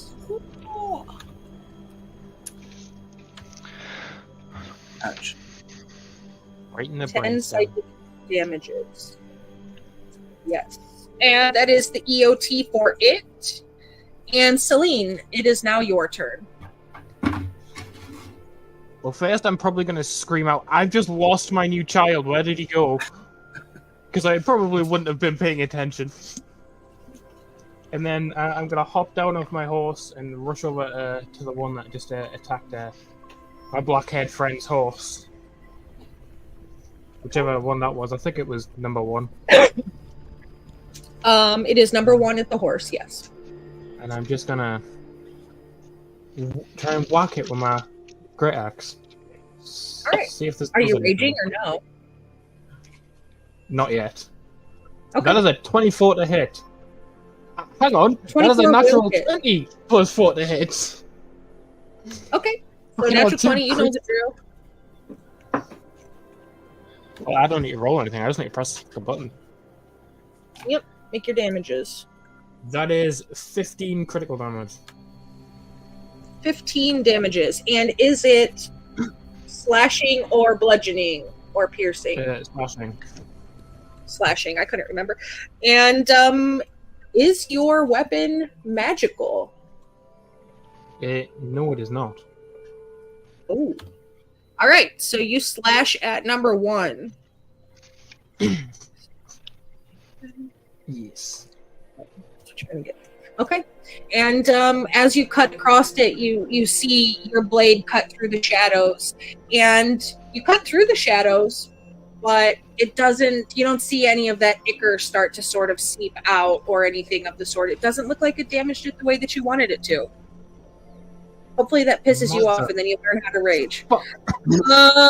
Next, number 3. Number 3 is the one right there in melee with you again, Arthur. You put yourself in a really bad spot. I'm super I sorry. committed so hard. I'm fine with whatever happens. 3's All right. also in melee with Daruk, who's a giant wolf. Oh, right you're right. now. You're right. I forgot you were up there too. So Daruk is up there. You're going to get this one, Daruk. Okay, so that is 21. Does 21 hit you? That's a hit. Yeah, my AC is Okay. 14 right now. Okay, perfect. And that is 10 psychic damage. Cool. I'd have nothing to do against that. All right. I'll just take Good it. thing you reminded me.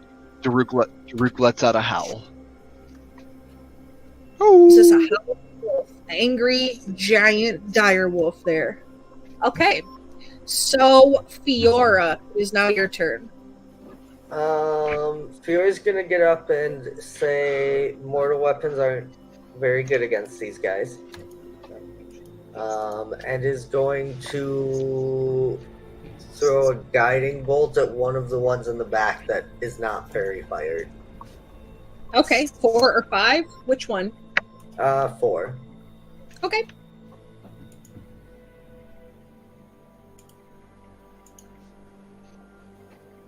Uh, 17. That'll hit.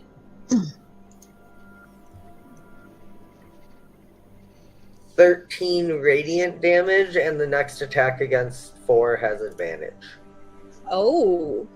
Fiora, for the first time in this battle, the damage you deal against this creature not only seems to fully affect it, but affect it beyond the normal capacity of what you would think your guiding bolt would do. So you said it was how much damage? 13.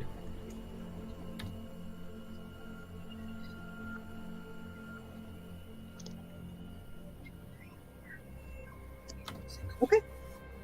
Perfect. And so whoever hits 4 next will have advantage. It is now 4's turn. It is right there by the two of you. I'm going to flip a coin to see if it's Daruk or if it's Arthur. All right. Daruk it is. As 4 moves forward and joins the fray, does a 15 hit you, Daruk? A 15 does. That is 10 more psychic damages. Alright. This wolf is already not looking great, gang. Oof. Oof. Okay, so that's the end of Horse's turn. Loki, it is now your turn. Your horse is under attack. These shadow creatures are attacking you and your friends. You've got Celine by you, Fiora behind you, and Daruk and Arthur in front of you, as well as several of these little bastards. I'll probably jump off my horse, probably besides Fiora, for the sake of being able to effectively attack the shadow on top of a most likely bucking and screaming horse, and just quickly take a stab with my rapier. Okay. I don't think a 5 will hit. No. Yep, and that's okay. I will take my bonus action to disengage using cunning action, and I will just move towards the tree line behind us, to back towards the back of the line, and I'll say to the left, away from the big huddle that's going on at the front. Sure, to try to put yourself at some advantages there. That's a good idea. Okay. Perfect. And the last one to go in this round is going to be number 5. It is all the way at the back, but it is going to move up to where Celine is and the horse is. And it's going to try to attack Celine. Bring it, bitch. Good. I like it when you say bring it, bitch. How about you take 34 psychic damage? Oh, I'm good for that. Huh. I really don't. But fucking hell, Jesus. That's a lot of damage. That's a lot of damages. What was that? 34? Fucking hell. 34 psychic damage. Damn. This is crit. Celine Thank got you. it. We have a cleric. The natural 20 karma. Yeah, that's what you get. All right, so that's the end of round 1. We're back at the top. Daruk. Alright, so correct me if I'm wrong, you said number 2 moved over to engage Arthur? Yep, you've got 2, 3, and 4 right there by you. The right, next one to attack 4 has advantage. Alright, 2 is currently engaging Arthur. I'm going to move over and engage 2. The dire wolf with pack tactics has advantage on attack rolls against a creature if an ally is within 5 feet. So Fantastic. I'm going to have advantage on that. First, though, I'm going to use a bonus action to burn a first level spell slot to use my circle ability to mutate and cause my natural weapons to act as magical attacks. Okay. And you all watch as the claws on this dire wolf shudder, gleam, and grow larger, uncomfortably large within the sockets of the nail, as it swipes out across the face of this demon assaulting Arthur. Oh yeah. Alright, that's a 12 on the first die, and that's a nat 20 on the second. Nice. All right. You know the What drill. on earth Chaos is this point thing? and such. Hell. 5, 4, 9, 24 magical piercing. Okay.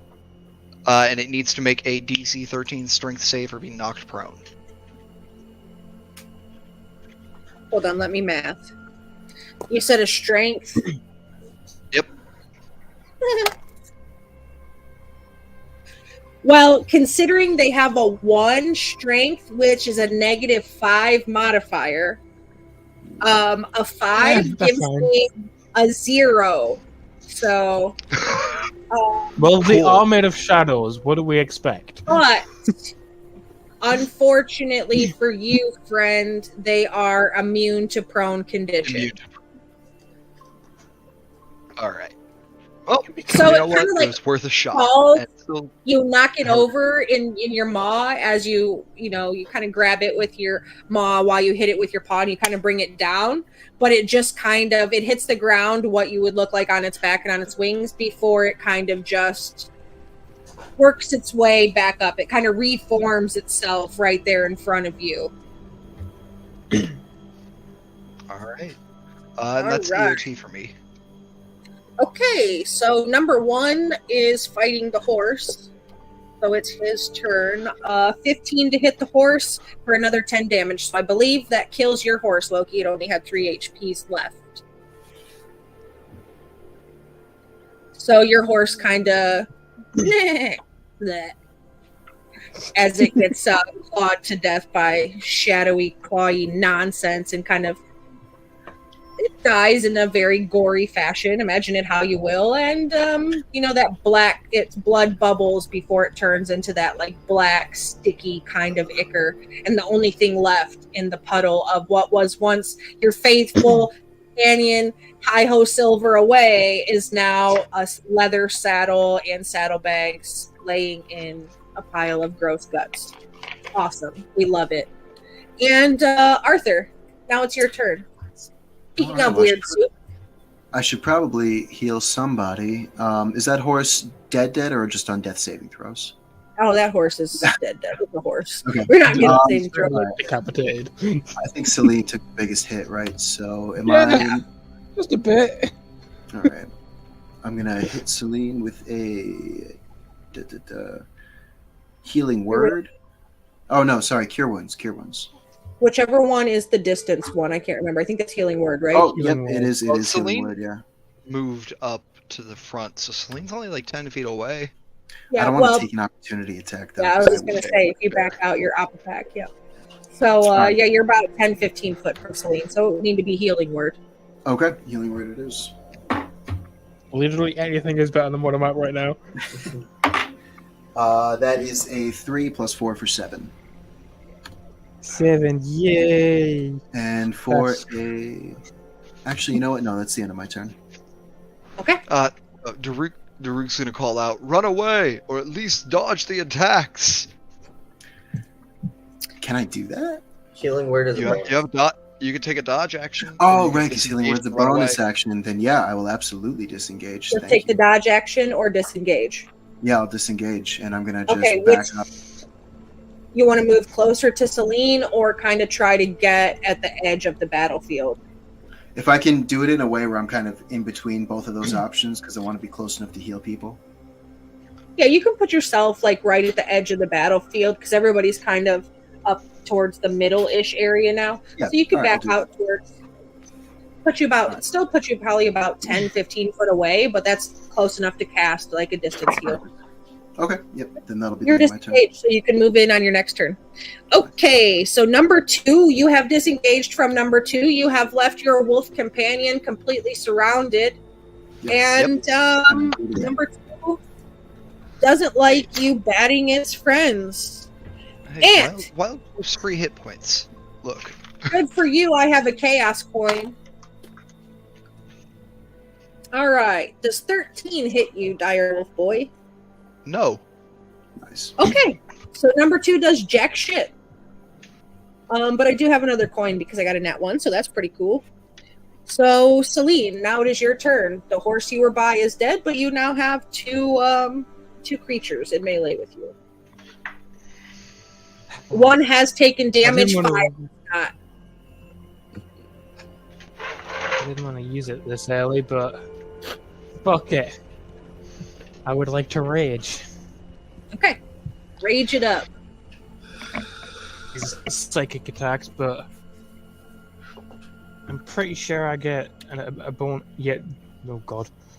I'm gonna try again to attack the one in front of me Okay. with my great axe. Number 1, the same one you hit last time? Okay.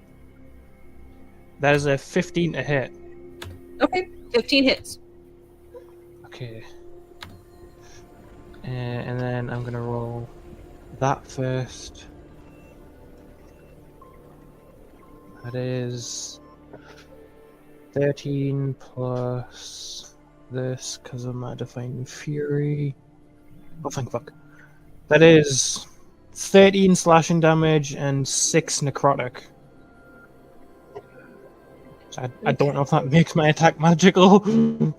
19, no. So 19 total.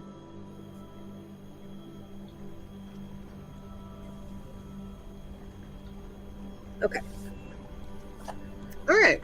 I'll give you 10 instead of 9. Alright. Oh, Is that EOT for Yeah. you? yeah, that's all I can do. Okay. 3. It's number 3's turn. If 13 didn't hit, 12 doesn't hit, so you are safe again, Daruk. And Fiora, it is your turn.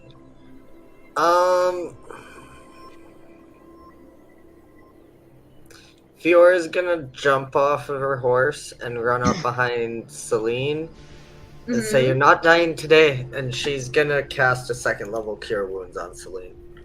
Okay. She just kind of turns around and just goes, "Mwah."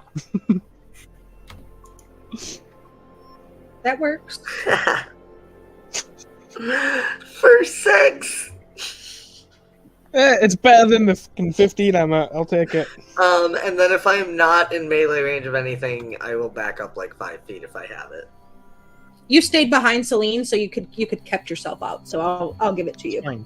Yeah. I'm 3/4 cover.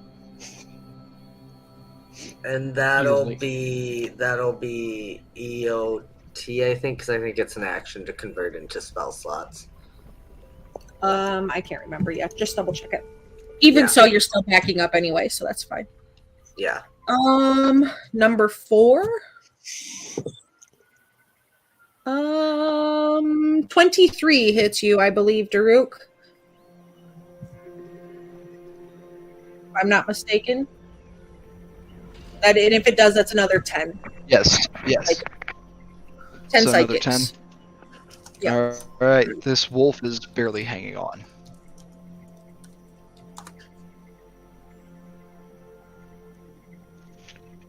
Okay. Loki, your turn. I guess we'll keep ourselves at a distance. We'll swap over to the short bow and we'll take a shot at the one still fighting our 2 friends by my now dead horse. Okay. You've got number 1 and number 5. Number 1 has taken damage. Number 5 has not. Number 1. Okay. It'll be a 16 to hit. 16 will hit, and you will get to apply sneak because you are in dim cover, and you also have allies within melee. All right, that'll be 9 damage. Even with your sneak? Yep. Okay. Didn't roll very good, did you? Nope. Right. And that is standard piercing, if I'm not mistaken. Correct. Hey. And then it's the last one, the one right there, number 5. 17. Does that hit you, Celine? Yes. All right. Have 10 more psychic. Oh. At least I'm alive this time. Yep, 10 more psychic. And then it's back at the top to Daruk. All right. Daruk is alone at the front now, correct? Yep, and you have 3 around you. I'm going to go for the one that I've got fairy fired to keep Number the advantage on it. Sure. Yep, number number 3. 3. 15 on the first die. Yep. Armor class 13. 18 on the... Okay, cool. So that's a hit. Yep. 2d6, 6, 7, 10 piercing. 10 magical piercing. 10 magical. And that's number 3. Let's see. Correct. Okay. All right. It is number 1's turn. Number 1 is going to take its bonus action first, and it's kind of going to sink away into the existing shadows, and it's going to pop up right there behind Celine next to Fiora, and it's going to take a swipe at you with its claws, Fiora. 10. 10 is your AC? Yep. Okay, so you'll take 10 psychic damage with a 15. Okay. Okay. And Arthur. Okay. Can I get to Daruk from where I am? I was near him before, and then I backed up, so I'm assuming I can just run over to him. Yep, you have enough movement speed to get there, yes. Okay, so I'm going to touch him and cast Cure Wounds. Sure. Daruk, you are going to get... Oh, not great. 4 plus 4 for 8 points. Hey, that's not bad. And That's not bad enough. yeah, 15. can't cast any of my bonus action spells. That is the end of my turn then. Okay. So you will be right up there in the mix with 2, 3, and 4. Remember me. And it is fondly. now 2's turn. So I will flip a coin to see. Okay, it's going to go still at Daruk, so you're good. It's what, 14? 14 hit you, Daruk, or no? Beats it. Okay. Here you can have another 10 psychic. All right. And thanks to that healing, I stay in dire wolf form. Perfect. Okay, Celine. You've got 1 and 5 right there next to you, and Fiora as well. 1 is one that I was currently attacking, correct? I believe so. 5 has no damage. Then I'm just going to keep attacking that one. Sure. That is a... That is another crit. For a Good job, 24 you. to hit again. Fucking hell. Right. And then... That is... Damage-wise... 12 plus 1d6. Don't forget to double your divine fury as well. Yeah, it's double I the double total that damage. as well. It's your Hopefully, total damage. You're gonna double it. I don't like double dice because then you can still roll 4 1s on double dice. If you roll, you're rolling 2 or whatever, you can still. So Think it's just that like- was 12 plus Total of 6 24. normally, so yeah, 24. 24. And what's the damage type? Necrotic, so it is half.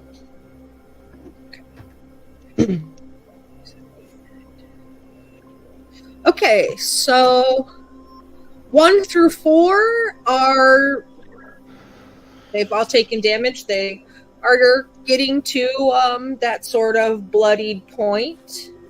But 5 is still standing strong. So that's the end of Salim's turn. It is number 3's turn, and I will flip to see. All right, Arthur this time. No, 3 left. I thought, didn't it? Oh no, that was 1. That was 1. My bad. Ignore me. Let's see. This is 14 and 5 is 19. So 19, I'm sure hits. Oh yeah. All right. You'll have another 10 psychic. Good. And Fiora, it is your turn. Fiora's gonna regret a lot of decisions today. But she's gonna kind of like bob and weave and then move like 10 feet away from this guy, taking the op attack. Okay. I'll roll it. Well, that hits, so you can have the 10. Cool. Barely standing, she's gonna scream and throw a 2nd level guiding bolt at this thing once she's 10 feet away. Okay, at number 1? Yep. Okay. This is the one that's behind me, correct? 14, I think, hits. Yep, 13 armor class. It's gonna take 17 radiant damage. Nice. It's gonna die. Hey. Yeah, just Because it's like a mini sun just hits it and explodes. Yeah, you notice that the radiant damage seems to be being the most effective damage, and it sort of explodes in a ball of fire and shadow, sunlight and shadow, even not even just fire. And it leaves a sticky pool of ichor on the ground where its shadow base was connected to the ground. So that's number 1 gone. All right. Good job, Fiora. So it is number 4's turn. It is also by Arthur and... all right.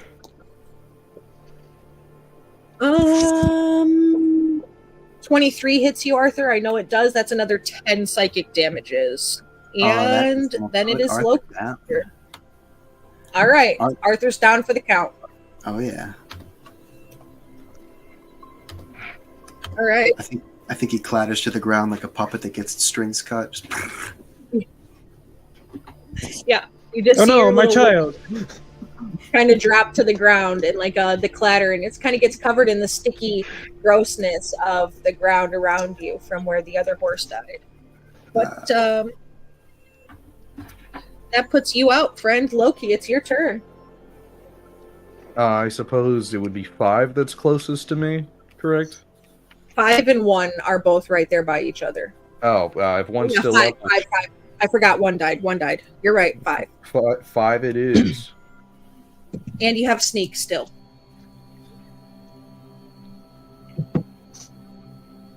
19.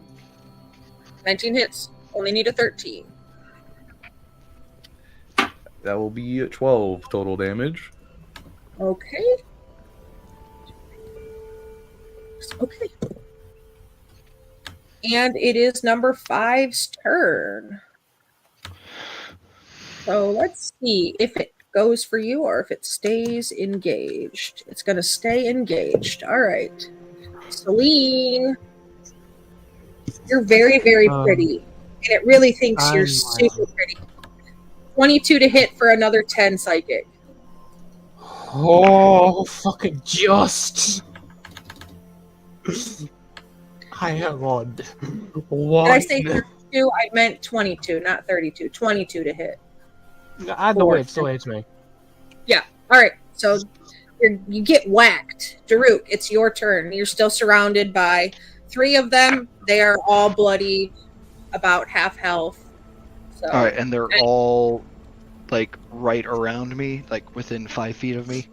yeah, 3 is fairy fired as long as you're maintaining that, and 4 still is holding advantage from the last time it was attacked with guiding bolt. Nobody's hit it since then. Guiding bolt only lasts 1 round. Okay, never mind. I lied. It's not. So 3. And then you have your puppet friend at your feet. Daruk is going to move so that he exits only number 3's attack, like threat range. Just sidestep a little closer to the other two. Okay. And he's gonna allow it to attack him. He's not gonna disengage or anything. 19 hits you, yeah. Yep. Same damage. Standard damage. 10. All right, cool. Yep. I come out of the I come out of Direwolf, and since it happened from them attacking me, it doesn't take any of my actions, which is lovely. I'm going to cast Moonbeam at a 2nd level, so it hits all 3 of them. Okay. Give him the beam. Yeah. The moonbeam. What's the save? Fucking. It is a Constitution saving throw, since they have entered the area for the first time on a turn. DC is 14. Okay, they all fail. Nice. All right. Oh, wonderful. Let me give you 2d10 radiant. 9. So 18. Yep. And then I'm going to use my action to wild shape again into a giant hyena. Okay. Give me 1 second. Let me math. Yeah, no worries.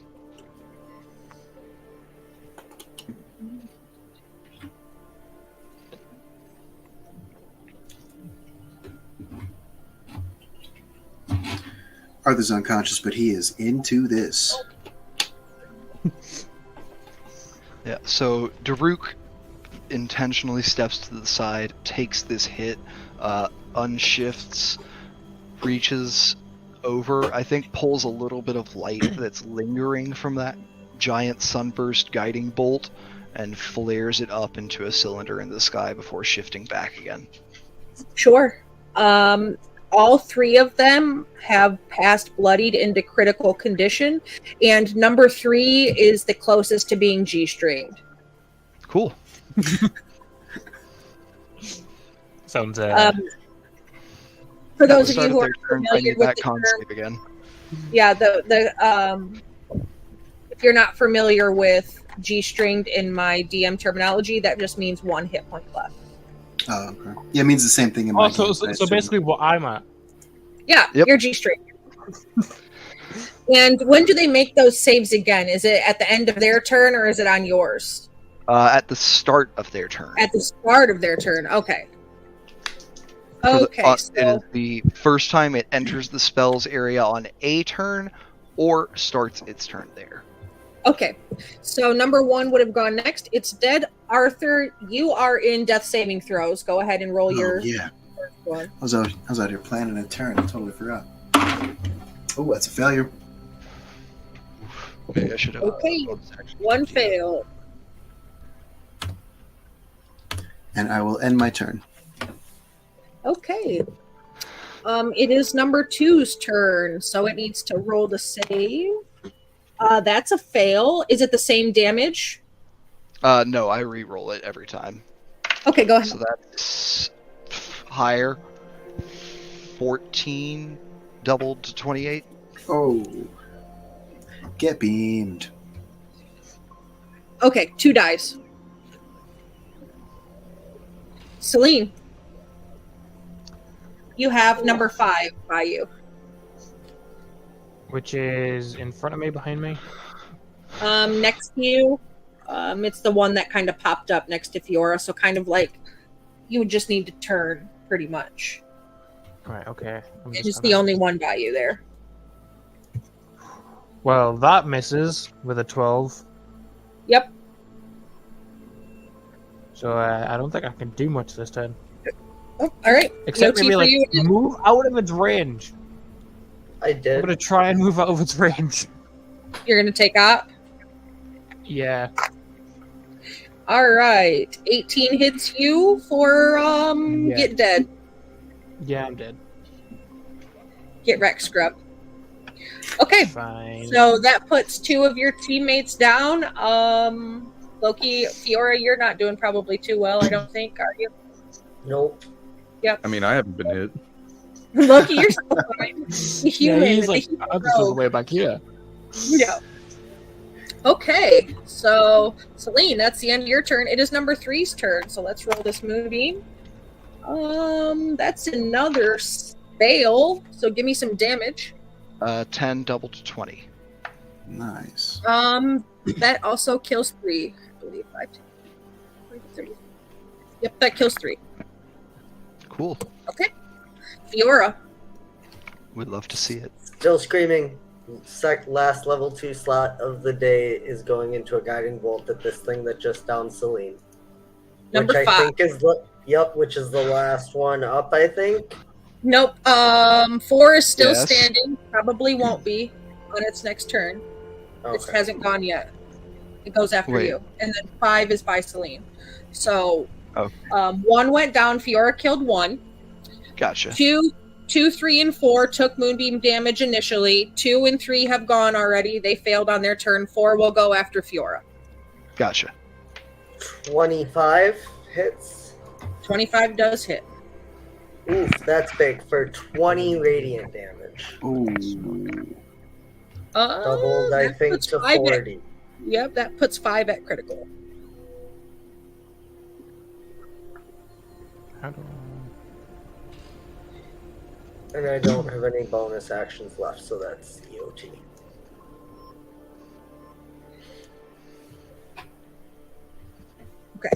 Okay. So it is now 4's turn, the last one standing by you, Daruk, in your moonbeam. Ooh, this one does pass. Is it half damage if you pass? It's half damage on a pass. So All right, so go ahead and so 18 half to 9 or just 18. Straight 18. so it's 18. After all Okay. the halves and doubles. Okay, so wait a minute.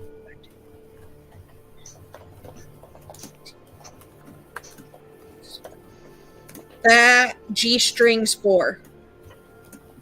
Damn. That G strings 4. So it is 4's turn. How big is Moonbeam? What is it? 20? Is it 20-foot radius or 5 smaller? it's only a 5 radius, so it's 10 across. only a 5 radius? So it's 10 around. Okay, so it's going to move out of Moonbeam and right up next to you, Daruk. For an 18 to hit for 10 more psychic damages. Okay. A little less of a chunk out of the hyena than it was the wolf, but still not great for me. Okay, Loki, it is your turn. 5 is still standing, but barely. Yeah, I'll take my attack on it since that guiding bolt will give me the advantage. Yep. Dirty 20 to hit, Okay, that'll hit. and only 7 damage. Hold on, let me see. is the weapon magical? It is bloodied, like critical damage, so it is almost dead. Nice. And it is its turn. Okay, so it's gonna sink itself into the ground. It's gonna move through the shadows. It's gonna pop itself up next to you, Loki. It is gonna hit for 24 to hit for 10 psychic damages. Thank you, honey. Cool. 10 psychic damages. Okay, and Daruk, it is your turn. You have Cool. 4 in melee with you, and it is G-string. I'm gonna bonus action move the moonbeam on top of 5. Okay.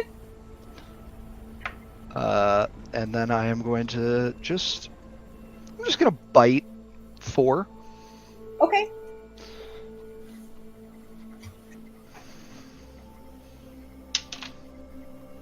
That is a 13 to hit. Meets it, beats it. You only need 1 damage because it is G-stringed. I roll 2d6 plus 3. It's Yep. Yep, that's get a that's your D4. minimum. So it Yep. died. Cool. And because you moved giant- when on the to giant 5, hyena, I was gonna say when the giant hyena reduces a creature to 0 with a melee attack on its turn, I can take a reaction to move my speed and make another bite attack. okay, I'd love to go go for it. chomp 5 quick. Yeah, go for it. 16. Mm-hmm. 9. Non-magical. Non-magical. 9. So that's 5. And I guess I would have had to move into my own moonbeam for that, so I'll play it honest and make the save. Okay. And because you moved Moonbeam on it, it enters it for the first time, right? So it's going to take the damage or only Oh. on its turn? No, it's the first time on a turn, so it'll take the damage as well. Yeah. So I any damage did you roll not for that's going to kill it. It pass only my has save. 2 HP. Okay, well, it's dead. I didn't pass my save, so Okay. I take 15 damage. Are we about to lose like both healers? But I I'm didn't, still a hyena, so I didn't realize Oh, it well, made never you your own spells damage, but boo. All right, so that brings you out of combat. Fiora races last to one has died. Celine. Yeah, Nice. Cast Celine, Cure Wound. yep, Celine is down, Arthur is down. you get Celine, I'll get Arthur, and I'll Okay. come out of wild shape and go Yep. give. Or wait, I didn't prep any healing spells because we had so many healers. You can just leave I me just here. In I the just have my second Fiora level can healing hit spirit. both. I guess in theory, Arthur would need to make a save because Fiora would go to Celine first. Well, I'm gonna call out to Fiora. Fiora, maybe you could help Arthur, and then he could help Celine. How many healers does it take to survive a demon attack? Fiora will heal Arthur first. Okay. It doesn't matter. Fine. I've been dead before. And then Celine, you gain 9. Arthur gets 9, 6. that's better than not. Okay. Nice. So Arthur's back up, Celine's back up. And where Fiora each is of- just collapsed on her knees. Celine just Fiora kind got of her ass. wakes up and is just like, huh. So that's what it felt like. Yeah. Do it again. So as you guys kind of stand there and look around, you notice where each of these 5 shadowy creatures had kind of dissipated and died. There is like a puddle of this black, ichor-y substance. Fiora, your horse survived. Celine, your horse survived. Loki, yours did not. Daruk, you set yours free.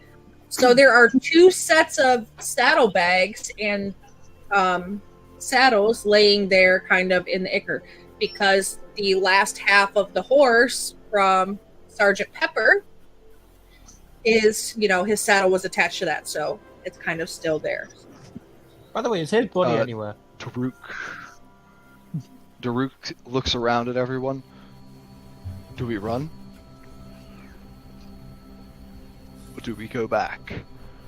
Fiora shakes out of a daze and says, if I'm honest, I don't want to go back. Had to happen once.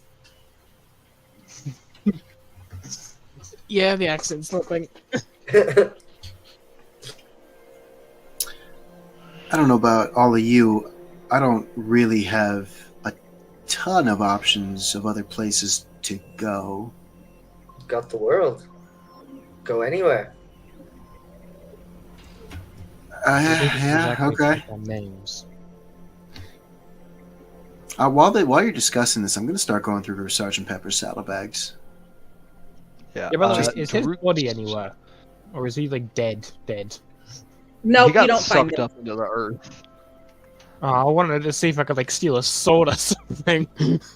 He has Nope. on his saddlebag there are some things. Yeah. Daruk To is answer your gonna. DM tip, no.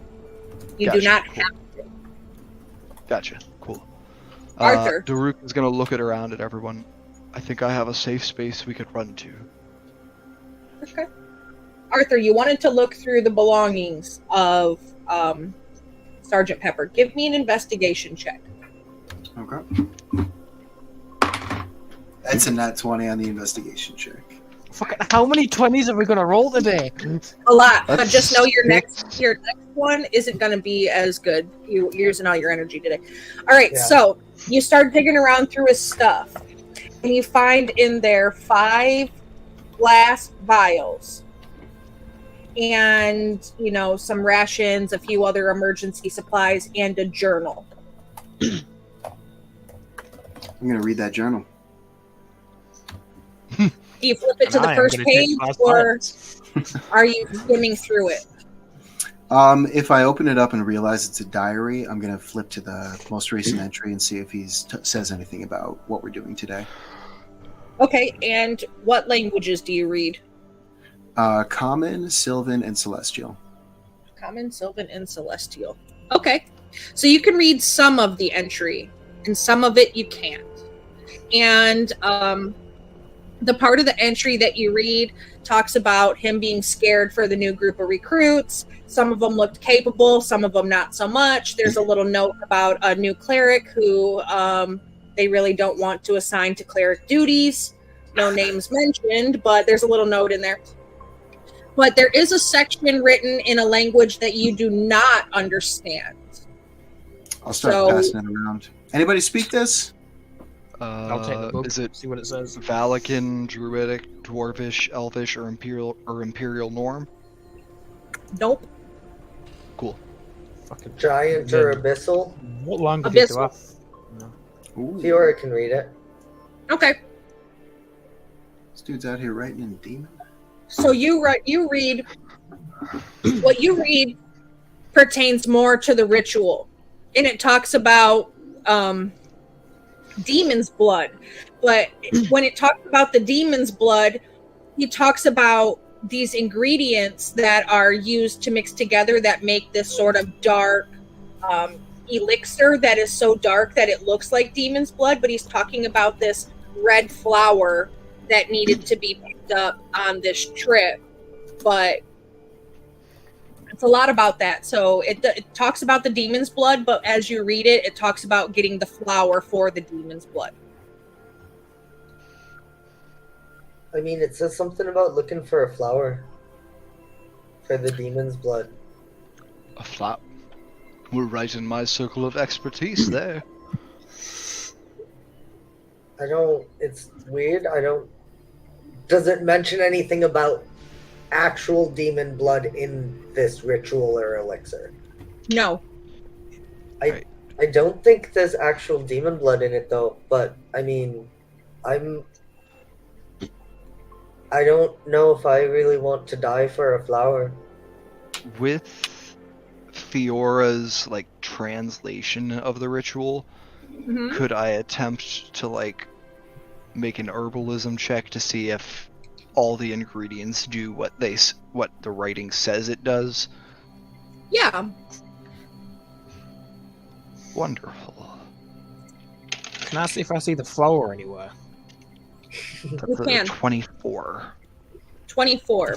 So when you start reading through this, Daruk, and your Fiora is translating for you what the list of kind of ingredients. If you flip through the book, you find the total list of ingredients because he's written about it in Abyssal. There must be a reason they use that language for code. In combination, all of the ingredients in combination, essentially what it does is it puts the drinker into this sort of psychedelic state. Sort of think of peyote and spirit walking. It's something very similar. It allows the drinker of the elixir to connect with the ethereal plane and to see things differently that you wouldn't normally see in the real world. It's kind of their way of, they're going to put you on a trip that's going to make you see shit, and that is how they get people to conscript themselves because, but it does mention in there that there is an opportunity for people not to survive by drinking it. It's got a chance of death here for this drink, so that's leading me more towards run. especially since this is a hallucinogenic that they're going to use to coerce your cooperation.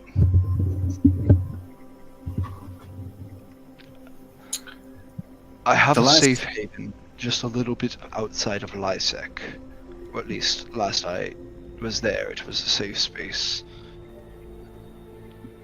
You're welcome for a time, all of you. Lysek, you say? Just outside, yes.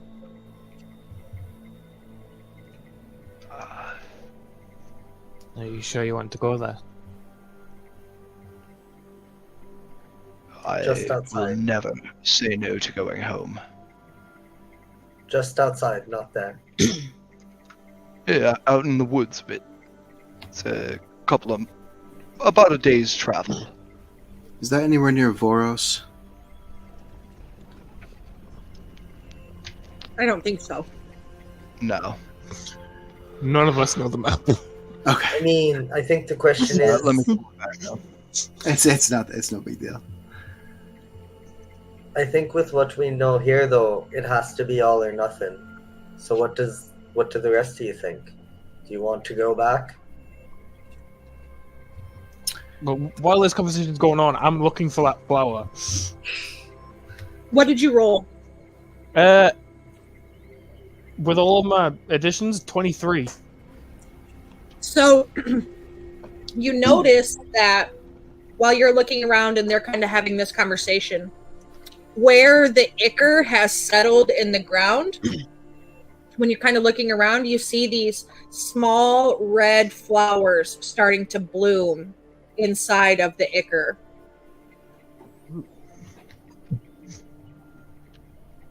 You there, big man. You got any way of keeping these, Hmm? well, I'll say put together, but can you harvest these flowers without damaging them? I can give it an attempt. I'll make an herbalism check to try to, like, repot them in some of the vials within the kit, I'll give you guidance for that. I guess. Cool. Appreciate it. Three-man flower picking operation right here. This is what D&D is all about. Hey, I'm That's easily worth like really... 2 guys. Hey, do you got? so I just need you to know, 1, that we wasted a nat 20 on this, 2, that we wasted a 4 on a d4, and 3, that I have proficiency in this already. So that's a right. 24 Fine. plus, that's a 30. That's a 30. 30 Okay. on flower picking. So It's fine, in I'll pick go each, with flowers. flowers.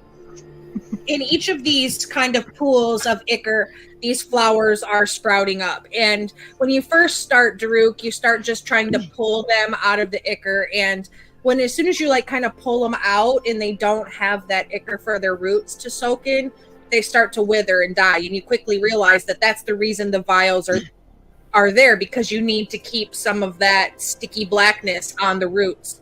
So you get the vials, you get all five flowers in the vials with a little bit of that stickiness, and you slide the flowers down and you cork them, and they're ready to go. They're like little glass stash jars. I know you know what I'm talking about. Yeah, 100%. I That's gotta what say- they're usually used for by, druids. I don't know about all of you, but the last time I got picked up, I was really lucky to end up here instead of where I thought I'd end up. If we run now and then get caught, I don't know about the rest of you, but that's going to go really badly for me. Give me an Wouldn't be insight the check. first time.